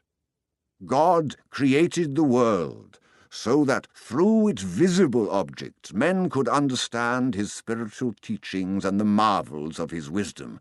That's what I mean by action. Should I understand the emerald tablet? The boy asked. Perhaps. If you were in a laboratory of alchemy, this would be the right time to study the best way to understand the emerald tablet. But you are in the desert, so immerse yourself in it. The desert will give you an understanding of the world. In fact, anything on the face of the earth will do that. You don't even have to understand the desert. All you have to do is contemplate a simple grain of sand, and you will see in it all the marvels of creation. How do I immerse myself in the desert? Listen to your heart. It knows all things because it came from the soul of the world, and it will one day return there. They crossed the desert for another 2 days in silence. The alchemist had become much more cautious because they were approaching the area where the most violent battles were being waged. As they moved along, the boy tried to listen to his heart. It was not easy to do. In earlier times, his heart had always been ready to tell its story, but lately that wasn't true. There had been times when his heart spent hours telling of its sadness, and at other times it became so emotional over the desert sunrise that the boy had to hide his tears. His heart beat fastest when it spoke to the boy of treasure, and more slowly when the boy stared entranced at the endless horizons of the desert. But his heart was never quiet, even when the boy and the alchemist had fallen into silence. "Why do we have to listen to our hearts?" the boy asked when they had made camp that day. Because wherever your heart is, that is where you'll find your treasure. "But my heart is agitated," the boy said. "It has its dreams, it gets emotional, and it's become passionate over a woman of the desert. It asks things of me, and it keeps me from sleeping many nights when I'm thinking about her." Well, that's good. Your heart is alive. Keep listening to what it has to say. During the next 3 days, The two travellers passed by a number of armed tribesmen and saw others on the horizon. The boy's heart began to speak of fear. It told him stories it had heard from the soul of the world, stories of men who sought to find their treasure and never succeeded. Sometimes it frightened the boy with the idea that he might not find his treasure, or that he might die there in the desert. At other times, it told the boy that it was satisfied. It had found love and riches. "My heart is a traitor," the boy said to the alchemist when they had paused to rest their horses. "It doesn't want me to go on." "Oh, that makes sense," the alchemist answered. "Naturally, it's afraid that in pursuing your dream you might lose everything you've won." "Well then, why should I listen to my heart?" "Because you will never again be able to keep it quiet. Even if you pretend not to have heard what it tells you, it will always be there inside you, repeating to you what you're thinking about life and about the world." "You mean I should listen even if it's treasonous?" "Treason is a blow that comes unexpectedly. If you know your heart well, it will never be able to do that to you, because you'll know its dreams and wishes, and will know how to deal with them. You will never be able to escape from your heart, so it's better to listen to what it has to say. That way, you'll never have to fear an unanticipated blow." The boy continued to listen to his heart as they crossed the desert. He came to understand its dodges and tricks, and to accept it as it was. He lost his fear and forgot about his need to go back to the oasis, because one afternoon his heart told him that it was happy. "Even though I complain sometimes," it said, "it's because I'm the heart of a person, and people's hearts are that way. People are afraid to pursue their most important dreams, because they feel they don't deserve them or that they'll be unable to achieve them. We, their hearts, become fearful just thinking of loved ones who go away forever, or of moments that could have been good but weren't, or of treasures that might have been found but were forever hidden in the sands. Because when these things happen, we suffer terribly." "My heart's afraid it'll have to suffer," the boy told the alchemist one night as they looked up at the moonless sky. "Tell your heart that the fear of suffering is worse than the suffering itself, and that no heart has ever suffered when it goes in search of its dreams, because every second of the search is a second's encounter with God and with eternity." "Every second of the search is an encounter with God," the boy told his heart. "When I have been truly searching for my treasure, every day has been luminous, because I've known that every hour was a part of the dream that I would find it. When I have been truly searching for my treasure, I've discovered things along the way that I never would have seen had I not had the courage to try things that seemed impossible for a shepherd to achieve." So his heart was quiet for an entire afternoon. That night, the boy slept deeply, and when he awoke, his heart began to tell him things that came from the soul of the world. It said that all people who are happy have God within them, and that happiness could be found in a grain of sand from the desert, as the alchemist had said, because a grain of sand is a moment of creation, and the universe has taken millions of years to create it. Everyone on earth has a treasure that awaits him, his heart said. We, people's hearts, seldom say much about those treasures because people no longer want to go in search of them. We speak of them only to children. Later, we simply let life proceed in its own direction, towards its own fate. But, unfortunately, very few follow the path laid out for them, the path to their personal legends and to happiness. Most people see the world as a threatening place, and because they do, the world turns out indeed to be a threatening place. So we, their hearts, speak more and more softly. We never stop speaking out, but we begin to hope that our words won't be heard. We don't want people to suffer because they don't follow their hearts. "Why don't people's hearts tell them to continue to follow their dreams?" the boy asked the alchemist. "Because that's what makes a heart suffer most, and hearts don't like to suffer." From then on, the boy understood his heart. He asked it, please, never to stop speaking to him. He asked that, when he wandered far from his dreams, his heart press him and sound the alarm. The boy swore that every time he heard the alarm, he would heed its message. That night, he told all of this to the alchemist, and the alchemist understood that the boy's heart had returned to the soul of the world. "So what should I do now?" the boy asked. "Continue in the direction of the pyramids," said the alchemist, "and continue to pay heed to the omens. Your heart is still capable of showing you where the treasure is." "Is that the one thing I still needed to know?" "No," the alchemist answered. "What you still need to know is this. Before a dream is realized, the soul of the world tests everything that was learned along the way. It does this not because it is evil, but so that we can, in addition to realizing our dreams, master the lessons we've learned as we've moved toward that dream. That's the point at which most people give up.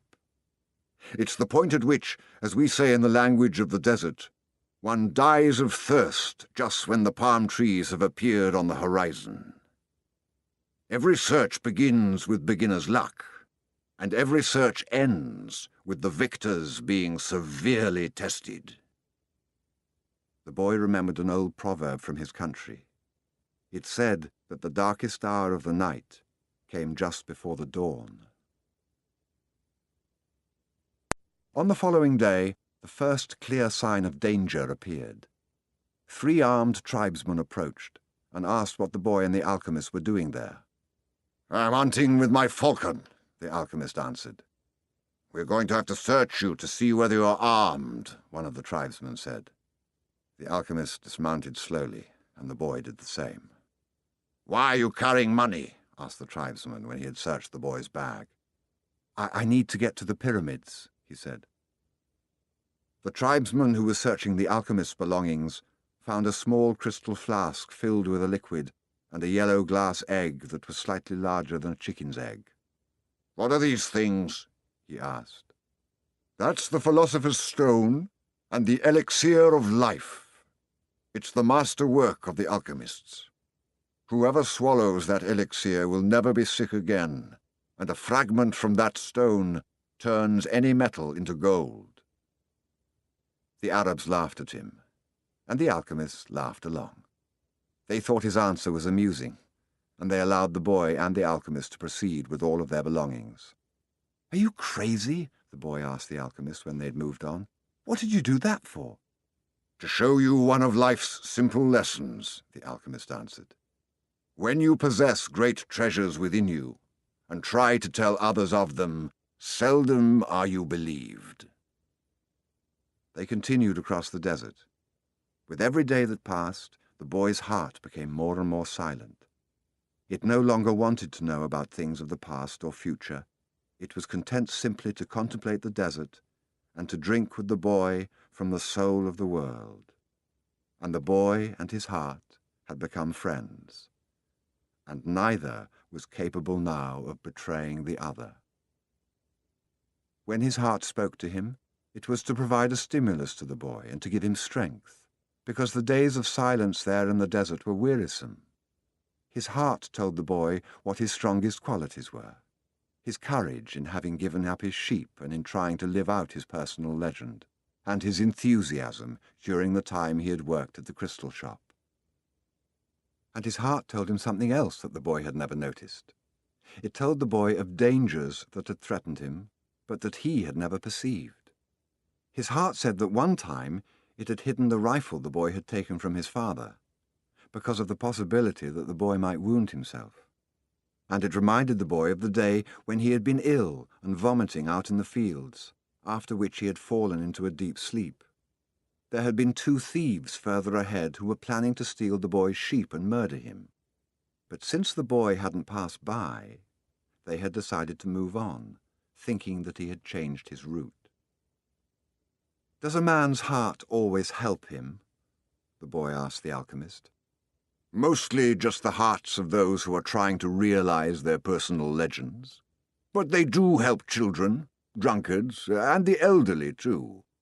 "Does that mean I'll never run into danger?" "It means only that the heart does what it can," the alchemist said. One afternoon they passed by the encampment of one of the tribes. At each corner of the camp were Arabs garbed in beautiful white robes with arms at the ready. The men were smoking their hookahs and trading stories from the battlefield. No one paid any attention to the two travellers. "There's no danger," the boy said when they had moved on past the encampment. The alchemist sounded angry. "Trust in your heart, but never forget that you're in the desert. When men are at war with one another, the soul of the world can hear the screams of battle. No one fails to suffer the consequences of everything under the sun." All things are one, the boy thought. And then, as if the desert wanted to demonstrate that the alchemist was right, two horsemen appeared from behind the travellers. "You can't go any further," one of them said. "You're in the area where the tribes are at war." "I'm not going very far," the alchemist answered, looking straight into the eyes of the horsemen. They were silent for a moment, and then agreed that the boy and the alchemist could move along. The boy watched the exchange with fascination. "You dominated those horsemen with the way you looked at them," he said. "Your eyes show the strength of your soul," answered the alchemist. That's true, the boy thought. He'd noticed that in the midst of the multitude of armed men back at the encampment, there had been one who stared fixedly at the two.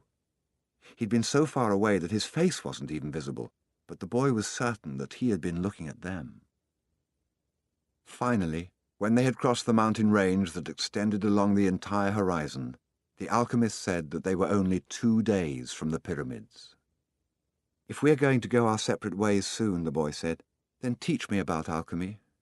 "You already know about alchemy. It is about penetrating to the soul of the world and discovering the treasure that has been reserved for you." "No, that's not what I mean. I'm talking about transforming lead into gold." The alchemist fell as silent as the desert, and answered the boy only after they had stopped to eat. "Everything in the universe evolved," he said. "And, for wise men, gold is the metal that evolved the furthest. Don't ask me why, I don't know why. I just know that the tradition is always right. Men have never understood the words of the wise. So gold, instead of being seen as a symbol of evolution, became the basis for conflict." "There are many languages spoken by things," the boy said. "There was a time when, for me, a camel's whinnying was nothing more than whinnying. Then it became a signal of danger, and finally, it became just a whinny again." But then he stopped. The alchemist probably already knew all that. "I have known true alchemists," the alchemist continued. "They locked themselves in their laboratories and tried to evolve, as gold had. And they found the philosopher's stone because they understood that when something evolves, everything around that thing evolves as well. Others stumbled upon the stone by accident. They already had the gift, and their souls were readier for such things than the souls of others. They don't count. They're quite rare. And then there were the others who were interested only in gold. They never found the secret. They forgot that lead, copper, and iron have their own personal legends to fulfill, and anyone who interferes with the personal legend of another thing never will discover his own." The alchemist's words echoed out like a curse. He reached over and picked up a shell from the ground. "This desert was once a sea," he said. "I noticed that," the boy answered. The alchemist told the boy to place the shell over his ear. He had done that many times when he was a child, and had heard the sound of the sea. "The sea has lived on in this shell because that's its personal legend. It will never cease doing so until the desert is once again covered by water." They mounted their horses and rode out in the direction of the pyramids of Egypt. The sun was setting when the boy's heart sounded a danger signal. They were surrounded by gigantic dunes, and the boy looked at the alchemist to see whether he had sensed anything. but he appeared to be unaware of any danger. 5 minutes later, the boy saw 2 horsemen waiting ahead of them. Before he could say anything to the alchemist, the 2 horsemen had become 10, and then 100. And then they were everywhere in the dunes. They were tribesmen dressed in blue, with black rings surrounding their turbans. Their faces were hidden behind blue veils, with only their eyes showing. Even from a distance, their eyes conveyed the strength of their souls, and their eyes spoke of death. The 2 were taken to a nearby military camp. A soldier shoved the boy and the alchemist into a tent where the chief was holding a meeting with his staff. "These are the spies," said one of the men. "We're just travelers," the alchemist answered. "You were seen at the enemy camp 3 days ago, and you were talking with one of the troops there." "Oh, I'm just a man who wanders the desert and knows the stars," said the alchemist. "I have no information about troops or about the movement of the tribes. I was simply acting as a guide for my friend here." "Who is your friend?" the chief asked. "An alchemist," said the alchemist. "He understands the forces of nature, and he wants to show you his extraordinary powers." The boy listened quietly and fearfully. "What's a foreigner doing here?" asked another of the men. "He has brought money to give to your tribe," said the alchemist before the boy could say a word. And seizing the boy's bag, the alchemist gave the gold coins to the chief. The Arab accepted them without a word. There was enough there to buy a lot of weapons. "What is an alchemist?" he asked finally. "It's a man who understands nature and the world. If he wanted to, he could destroy this camp just with the force of the wind." The men laughed. They were used to the ravages of war and knew that the wind could not deliver them a fatal blow. Yet each felt his heart beat a bit faster. They were men of the desert, and they were fearful of sorcerers. "I want to see him do it," said the chief. "He needs 3 days," answered the alchemist. "He's going to transform himself into the wind, just to demonstrate his powers. If he can't do it, we humbly offer you our lives for the honor of your tribe." "You can't offer me something that's already mine," the chief said arrogantly. But he granted the travellers 3 days. The boy was shaking with fear, but the alchemist helped him out of the tent. "Don't let them see you're afraid," the alchemist said. "They are brave men, and they despise cowards." But the boy couldn't even speak. He was able to do so only after they had walked through the centre of the camp. There was no need to imprison them. The Arabs simply confiscated their horses. So once again, the world had demonstrated its many languages. The desert only moments ago had been endless and free, and now it was an impenetrable wall. "You gave them everything I had," the boy said. "Everything I've saved in my entire life." "Well, what good would it be to you if you had to die?" the alchemist answered. "Your money saved us for 3 days. It's not often that money saves a person's life." But the boy was too frightened to listen to words of wisdom. He had no idea how he was going to transform himself into the wind. He wasn't an alchemist. The alchemist asked one of the soldiers for some tea and poured some on the boy's wrists. A wave of relief washed over him, and the alchemist muttered some words that the boy didn't understand. "Don't give in to your fears," said the alchemist in a strangely gentle voice. "If you do, you won't be able to talk to your heart." "But I have no idea how to turn myself into the wind." "If a person is living out his personal legend, he knows everything he needs to know. There is only one thing that makes a dream impossible to achieve: the fear of failure." "I'm not afraid of failing, it's just I don't know how to turn myself into the wind." "Well, you'll have to learn. Your life depends on it." "But what if I can't?" "Then you'll die in the midst of trying to realize your personal legend." But that's a lot better than dying like millions of other people who never even knew what their personal legends were. But don't worry, the alchemist continued. Usually the threat of death makes people a lot more aware of their lives. The first day passed. There was a major battle nearby, and a number of wounded were brought back to the camp. The dead soldiers were replaced by others, and life went on. Death doesn't change anything, the boy thought. You could have died later on, a soldier said to the body of one of his companions. You could have died after peace had been declared. But in any case, you were going to die. At the end of the day, the boy went looking for the alchemist, who had taken his falcon out into the desert. "I still have no idea how to turn myself into the wind," the boy repeated. Remember what I told you. The world is only the visible aspect of God, and that what alchemy does is to bring spiritual perfection into contact with the material plane. "What are you doing?" Feeding my falcon. "If I'm not able to turn myself into the wind, we're going to die," the boy said. "Why feed your falcon?" You're the one who may die, the alchemist said. I already know how to turn myself into the wind.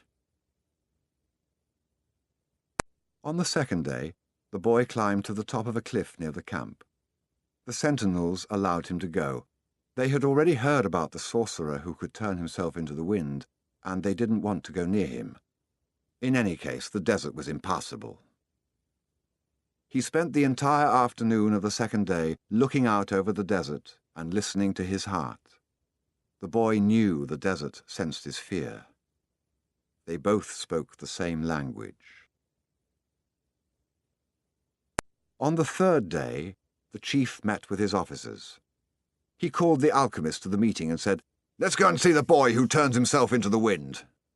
"Let's," the alchemist answered. The boy took them to the cliff where he had been on the previous day. He told them all to be seated. "It's going to take a while," the boy said. "We're in no hurry," the chief answered. "We are men of the desert." The boy looked out at the horizon. There were mountains in the distance, and there were dunes, rocks, and plants that insisted on living where survival seemed impossible. There was the desert that he had wandered for so many months. Despite all that time, he knew only a small part of it. Within that small part, he had found an Englishman, caravans, tribal wars, and an oasis with 50,000 palm trees and 300 wells. "What do you want here today?" the desert asked him. "Didn't you spend enough time looking at me yesterday?" "Somewhere you're holding the person I love," the boy said. "So when I look out over your sands, I'm also looking at her. I want to return to her. And I need your help so that I can turn myself into the wind." "What is love?" the desert asked. "Love is the falcon's flight over your sands, because for him you are a green field from which he always returns with game. He knows your rocks, your dunes, and your mountains, and you are generous to him." "The falcon's beak carries bits of me myself," the desert said. "For years I care for his game, feeding it with the little water that I have, and then I show him where the game is, and one day, as I enjoy the fact that his game thrives on my surface, the falcon dives out of the sky and takes away what I've created." "But that's why you created the game in the first place," the boy answered, "to nourish the falcon. And the falcon then nourishes man. And eventually man will nourish your sands, where the game will once again flourish. That's how the world goes." "So is that what love is?" "Yes, that's what love is. It's what makes the game become the falcon become the man, and man, in his turn, the desert. It's what turns lead into gold and makes the gold return to the earth." "I don't understand what you're talking about," the desert said. "But you can at least understand that somewhere in your sands there is a woman waiting for me, and that's why I have to turn myself into the wind." The desert didn't answer him for a few moments. Then it told him, "I'll give you my sands to help the wind to blow, but alone I can't do anything. You have to ask help from the wind." A breeze began to blow. The tribesmen watched the boy from a distance, talking among themselves in a language that the boy couldn't understand. The alchemist smiled.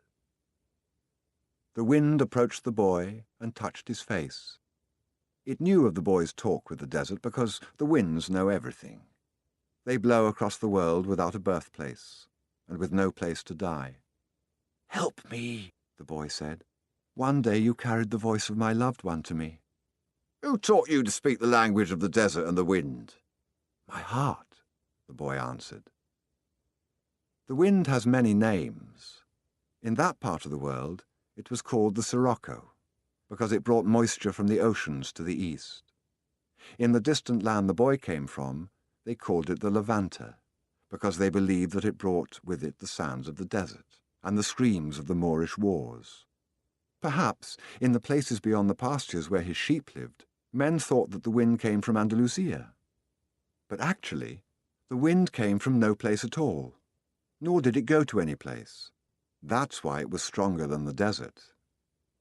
Someone might one day plant trees in the desert and even raise sheep there, but never would they harness the wind.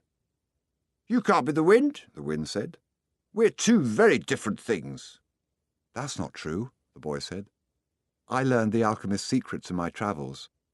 I have inside me the winds, the deserts, the oceans, the stars, and everything created in the universe. We were all made by the same hand, and we all have the same soul. I want to be like you, able to reach every corner of the world, cross the seas, blow away the sands that cover my treasure, and carry the voice of the woman I love." "I heard what you were talking about the other day with the alchemist," the wind said. "He said that everything has its own personal legend, but people can't turn themselves into the wind." "Just teach me to be the wind for a few moments," the boy said, "so you and I can talk about the limitless possibilities of people and the winds." The wind's curiosity was aroused, something that had never happened before. It wanted to talk about those things, but it didn't know how to turn a man into the wind. And look how many things the wind already knew how to do. It created deserts, sank ships, felled entire forests, and blew through cities filled with music and strange noises. It felt that it had no limits, yet here was a boy saying that there were other things the wind should be able to do. "This is what we call love," the boy said, seeing that the wind was close to granting what he requested. "When you're loved, you can do anything in creation. When you are loved, there's no need at all to understand what's happening because everything happens within you, and even men can turn themselves into the wind. As long as the wind helps, of course." The wind was a proud being, and it was becoming irritated with what the boy was saying. It commenced to blow harder, raising the desert sands. But finally, it had to recognize that, even making its way around the world, it didn't know how to turn a man into the wind, and it knew nothing about love. "In my travels round the world, I've often seen people speaking of love and looking towards the heavens," the wind said, furious at having to acknowledge its own limitations. "Maybe it's better to ask heaven." "Well then, help me to do that," the boy said. "Fill this place with a sandstorm so strong that it blots out the sun. Then I can look to heaven without blinding myself." So the wind blew with all its strength, and the sky was filled with sand. The sun was turned into a golden disk. At the camp, it was difficult to see anything. The men of the desert were already familiar with that wind. They called it the simum, and it was worse than a storm at sea. Their horses cried out, and all their weapons were filled with sand. On the heights, one of the commanders turned to the chief and said, "Maybe we'd better end this." They could barely see the boy. Their faces were covered with the blue cloths, and their eyes showed fear. "Let's stop this," another commander said. "I want to see the greatness of Allah," the chief said, with respect. "I want to see how a man turns himself into the wind." But he made a mental note of the names of the two men who had expressed their fear. As soon as the wind stopped, he was going to remove them from their commands, because true men of the desert are not afraid. "The wind told me that you know about love," the boy said to the sun. "If you know about love, you must also know about the soul of the world, because it's made of love." "From where I am," the sun said, "I can see the soul of the world. It communicates with my soul, and together we cause the plants to grow and the sheep to seek out shade. From where I am, and I'm a long way from the earth, I learned how to love. I know that if I came even a little bit closer to the earth, everything there would die, and the soul of the world would no longer exist. So we contemplate each other, and we want each other, and I give it life and warmth, and it gives me my reason for living. So you know about love, the boy said. And I know the soul of the world, because we've talked at great length to each other during this endless trip through the universe. It tells me that its greatest problem is that, up until now, only the minerals and vegetables understand that all things are one, that there's no need for iron to be the same as copper, or copper the same as gold. Each performs its own exact function as unique being, and everything would be a symphony of peace if the hand that wrote all this had stopped on the 5th day of creation. But there was a 6th day, the sun went on. You are wise because you observe everything from a distance, the boy said. But you don't know about love. If there hadn't been a 6th day, man would not exist. Copper would always be just copper, and lead just lead. It's true that everything has its personal legend, but one day that personal legend will be realized, so each thing has to transform itself into something better, and to acquire a new personal legend, until someday the soul of the world becomes one thing only. The sun thought about that, and decided to shine more brightly. The wind, which was enjoying the conversation, started to blow with greater force, so that the sun would not blind the boy. This is why alchemy exists, the boy said, so that everyone will search for his treasure, find it, and then want to be better than he was in his former life. Lead will play its role until the world has no further need for lead, and then lead will have to turn itself into gold. That's what alchemists do. They show that when we strive to become better than we are, everything around us becomes better too. Well, why did you say that I don't know about love? The sun asked the boy.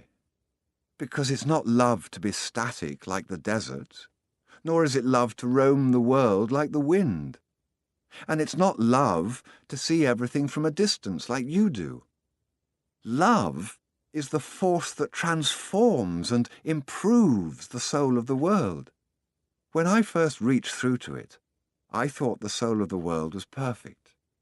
But later I could see that it was like other aspects of creation, and had its own passions and wars. It is we who nourish the soul of the world, and the world we live in will be either better or worse depending on whether we become better or worse. And that's where the power of love comes in, because when we love, we always strive to become better than we are. So what do you want of me? The sun asked. I want you to help me turn myself into the wind, the boy answered. Nature knows me as the wisest being in creation, the sun said. But I don't know how to turn you into the wind. Then whom should I ask? The sun thought for a minute.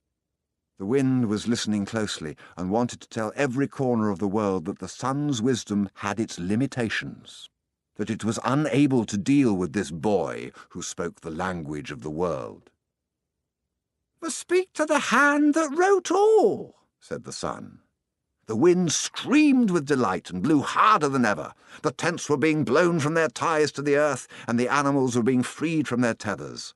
On the cliff, the men clutched at each other as they sought to keep from being blown away. The boy turned to the hand that wrote all.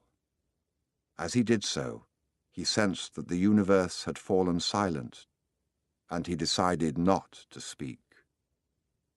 A current of love rushed from his heart, and the boy began to pray. It was a prayer that he'd never said before, because it was a prayer without words or pleas. His prayer didn't give thanks for his sheep having found new pastures. It didn't ask that the boy be able to sell more crystal. And it didn't beseech that the woman he had met continue to await his return. In the silence, the boy understood that the desert, the wind, and the sun were also trying to understand the signs written by the hand, and were seeking to follow their paths, and to understand what had been written on a single emerald. He saw that omens were scattered throughout the earth and in space, and that there was no reason or significance attached to their appearance. He could see that not the deserts, nor the winds, nor the sun, nor people knew why they had been created, but that the hand had a reason for all of this, and that only the hand could perform miracles, or transform the sea into a desert, or a man into the wind, because only the hand understood that it was a larger design that had moved the universe to the point at which 6 days of creation had evolved into a masterwork. The boy reached through to the soul of the world and saw that it was a part of the soul of God. And he saw that the soul of God was his own soul, and that he, a boy, could perform miracles.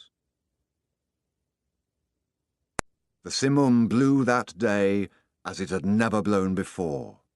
For generations thereafter, the Arabs recounted the legend of a boy who had turned himself into the wind, almost destroying a military camp in defiance of the most powerful chief in the desert. When the Simum ceased to blow, everyone looked to the place where the boy had been, but he was no longer there. He was standing next to a sand-covered sentinel on the far side of the camp. The men were terrified at his sorcery, but there were 2 people who were smiling. The alchemist, because he had found his perfect disciple, and the chief, because that disciple had understood the glory of God. The following day, the general bade the boy and the alchemist farewell, and provided them with an escort party to accompany them as far as they chose. They rode for the entire day. Toward the end of the afternoon, they came upon a Coptic monastery. The alchemist dismounted and told the escorts they could return to the camp. "From here on, you will be alone," the alchemist said. "You are only 3 hours from the pyramids." "Thank you," said the boy. "You taught me the language of the world." "I only invoked what you already knew." The alchemist knocked on the gate of the monastery. A monk dressed in black came to the gates. They spoke for a few minutes in the Coptic tongue, and the alchemist bade the boy enter. "I asked him to let me use the kitchen for a while," the alchemist smiled. They went to the kitchen at the back of the monastery. The alchemist lighted the fire, and the monk brought him some lead, which the alchemist placed in an iron pan. When the lead had become liquid, the alchemist took from his pouch the strange yellow egg. He scraped from it a sliver as thin as a hair, wrapped it in wax, and added it to the pan in which the lead had melted. The mixture took on a reddish colour, almost the colour of blood. The alchemist removed the pan from the fire and set it aside to cool. As he did so, he talked with the monk about the tribal wars. "I think they're going to last for a long time," he said to the monk. The monk was irritated. The caravans had been stopped at Giza for some time, waiting for the wars to end. "But God's will be done," the monk said. "Exactly," answered the alchemist. When the pan had cooled, the monk and the boy looked at it, dazzled. The lead had dried into the shape of the pan, but it was no longer lead. It was gold. "Will I learn to do that some day?" the boy asked. "This was my personal legend, not yours," the alchemist answered. "But I wanted to show you that it was possible." They returned to the gates of the monastery. There, the alchemist separated the disc into 4 parts. "This is for you," he said, holding one of the parts out to the monk. "It's for your generosity to the pilgrims." "But this payment goes well beyond my generosity," the monk responded. "Don't say that again. Life might be listening, and give you less the next time." The alchemist turned to the boy. "This is for you, to make up for what you gave to the general."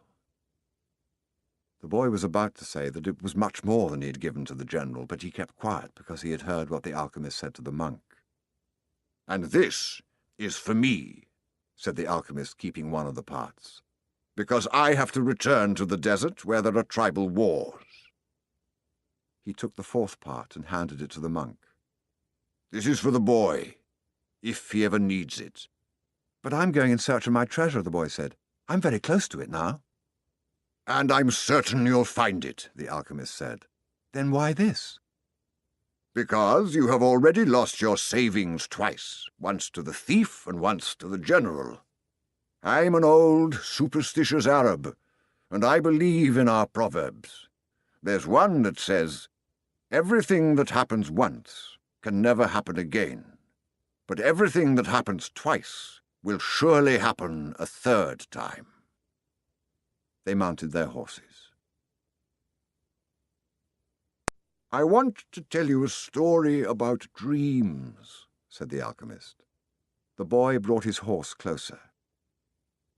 "In ancient Rome, at the time of Emperor Tiberius, there lived a good man who had 2 sons. One was in the military and had been sent to the most distant regions of the empire.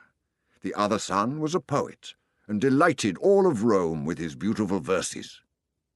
One night the father had a dream. An angel appeared to him, and told him that the words of one of his sons would be learned and repeated throughout the world for all generations to come. The father woke from his dream grateful and crying, because life was generous and had revealed to him something any father would be proud to know. Shortly thereafter, the father died as he tried to save a child who was about to be crushed by the wheels of a chariot. Since he had lived his entire life in a manner that was correct and fair, he went directly to heaven, where he met the angel that had appeared in his dream. "You were always a good man," the angel said to him. "You lived your life in a loving way and died with dignity. I can now grant you any wish you desire." "Life was good to me," the man said. "When you appeared in my dream, I felt that all my efforts had been rewarded because my son's poems will be read by men for generations to come. I don't want anything for myself, but any father would be proud of the fame achieved by one whom he had cared for as a child and educated as he grew up. Sometime in the distant future, I would like to see my son's words." The angel touched the man's shoulder, and they were both projected far into the future. They were in an immense setting, surrounded by thousands of people speaking in a strange language. The man wept with happiness. "I knew that my son's poems were immortal," he said to the angel through his tears. "Can you please tell me which of my son's poems these people are repeating?" The angel came closer to the man, and with tenderness led him to a bench nearby, where they sat down. "The verses of your son, who was the poet, were very popular in Rome," the angel said. "Everybody loved them and enjoyed them. But when the reign of Tiberius ended, his poems were forgotten. The words you're hearing now are those of your son in the military." The man looked at the angel in surprise. "Your son went to serve at a distant place and became a centurion. He was just and good. One afternoon, one of his servants fell ill, and it appeared that he would die. Your son had heard of a rabbi who was able to cure illnesses, and he rode out for days and days in search of this man. Along the way, he learned that the man he was seeking was the Son of God. He met others who had been cured by him, and they instructed your son in the man's teachings. And so, despite the fact he was a Roman centurion, he converted to their faith. Shortly thereafter, he reached the place where the man he was looking for was visiting. He told the man that one of his servants was gravely ill, and the rabbi made ready to go to his house with him. But the centurion was a man of faith, and looking into the eyes of the rabbi, he knew that he was surely in the presence of the Son of God. "And this is what your son said," the angel told the man. "These are the words he said to the rabbi at that point, and they have never been forgotten. 'My Lord, I am not worthy that you should come under my roof. But only speak a word, and my servant will be healed.'" The alchemist said, "No matter what he does, every person on earth plays a central role in the history of the world, and normally he doesn't know it." The boy smiled. He had never imagined that questions about life would be of such importance to a shepherd. "Goodbye," the alchemist said. "Goodbye," said the boy. The boy rode along through the desert for several hours, listening avidly to what his heart had to say. It was his heart that would tell him where his treasure was hidden. "Where your treasure is, there also will be your heart," the alchemist had told him. But his heart was speaking of other things.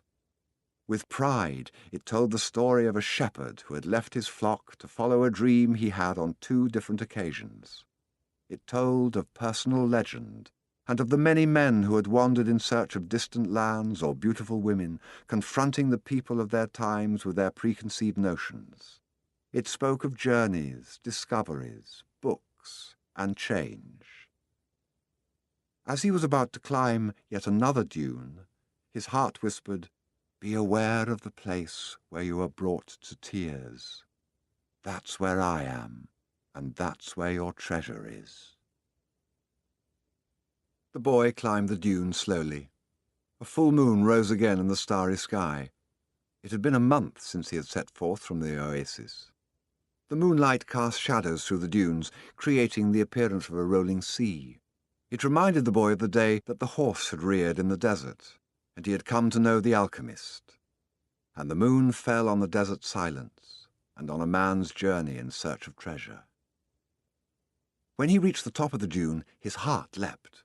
There, illuminated by the light of the moon and the brightness of the desert, stood the solemn and majestic pyramids of Egypt. The boy fell to his knees and wept. He thanked God for making him believe in his personal legend and for leading him to meet a king, a merchant, an Englishman, and an alchemist. And above all, for his having met a woman of the desert who had told him that love would never keep a man from his personal legend. If he wanted to, he could now return to the oasis, go back to Fatima, and live his life as a simple shepherd. After all, the alchemist continued to live in the desert, even though he understood the language of the world and knew how to transform lead into gold. He didn't need to demonstrate his science and art to anyone. The boy told himself that, on the way toward realizing his own personal legend, he had learned all he needed to know and had experienced everything he might have dreamed of. But here he was, at the point of finding his treasure, and he reminded himself that no project is completed until its objective has been achieved. The boy looked at the sands around him and saw that where his tears had fallen, a scarab beetle was scuttling through the sand. During his time in the desert, he had learned that in Egypt, the scarab beetles are a symbol of God. Another omen. The boy began to dig into the dune. As he did so, he thought of what the crystal merchant had once said, that anyone could build a pyramid in his backyard. The boy could see now that he couldn't do so if he placed stone upon stone for the rest of his life. Throughout the night, the boy dug at the place he had chosen, but found nothing. He felt weighted down by the centuries of time since the pyramids had been built, but he didn't stop. He struggled to continue digging as he fought the wind, which often blew the sand back into the excavation. His hands were abraded and exhausted, but he listened to his heart. It had told him to dig where his tears fell. As he was attempting to pull out the rocks he encountered, he heard footsteps. several figures approached him. Their backs were to the moonlight, and the boy could see neither their eyes nor their faces. "What are you doing here?" one of the figures demanded. Because he was terrified, the boy didn't answer. He had found where his treasure was, and was frightened of what might happen. "We're refugees from the tribal wars, and we need money," the other figure said. "What are you hiding there?" "I'm not hiding anything," the boy answered. But one of them seized the boy and yanked him back out of the hole. Another, who was searching the boy's bags, found the piece of gold. "There's gold here," he said. The moon shone on the face of the Arab who had seized him, and in the man's eyes the boy saw death. "He's probably got more gold hidden in the ground." They made the boy continue digging, but he found nothing. As the sun rose, the men began to beat the boy. He was bruised and bleeding. His clothing was torn to shreds, and he felt that death was near. "What good is money to you if you're going to die? It's not often that money can save someone's life," the alchemist had said. Finally, the boy screamed at the men, "I'm digging for treasure!" And although his mouth was bleeding and swollen, he told his attackers that he had twice dreamed of a treasure hidden near the pyramids of Egypt. The man who appeared to be the leader of the group spoke to one of the others. "Leave him. He doesn't have anything else. He must have stolen this gold." The boy fell to the sand, nearly unconscious. The leader shook him and said, "We're leaving." But before they left, he came back to the boy and said, "You're not going to die, you'll live. And you'll learn that a man shouldn't be so stupid. 2 years ago, right here on this spot, I had a recurrent dream too. I dreamed that I should travel to the fields of Spain and look for a ruined church where shepherds and their sheep slept. In my dream there was a sycamore growing out of the ruins of the sacristy, and I was told that if I dug at the roots of the sycamore, I would find a hidden treasure. I'm not so stupid as to cross an entire desert just because of a recurrent dream." And they disappeared. The boy stood up shakily and looked once more at the pyramids. They seemed to laugh at him, and he laughed back, his heart bursting with joy, because now he knew where his treasure was. The boy reached the small abandoned church just as night was falling. The sycamore was still there in the sacristy, and the stars could still be seen through the half-destroyed roof. He remembered the time he had been there with his sheep.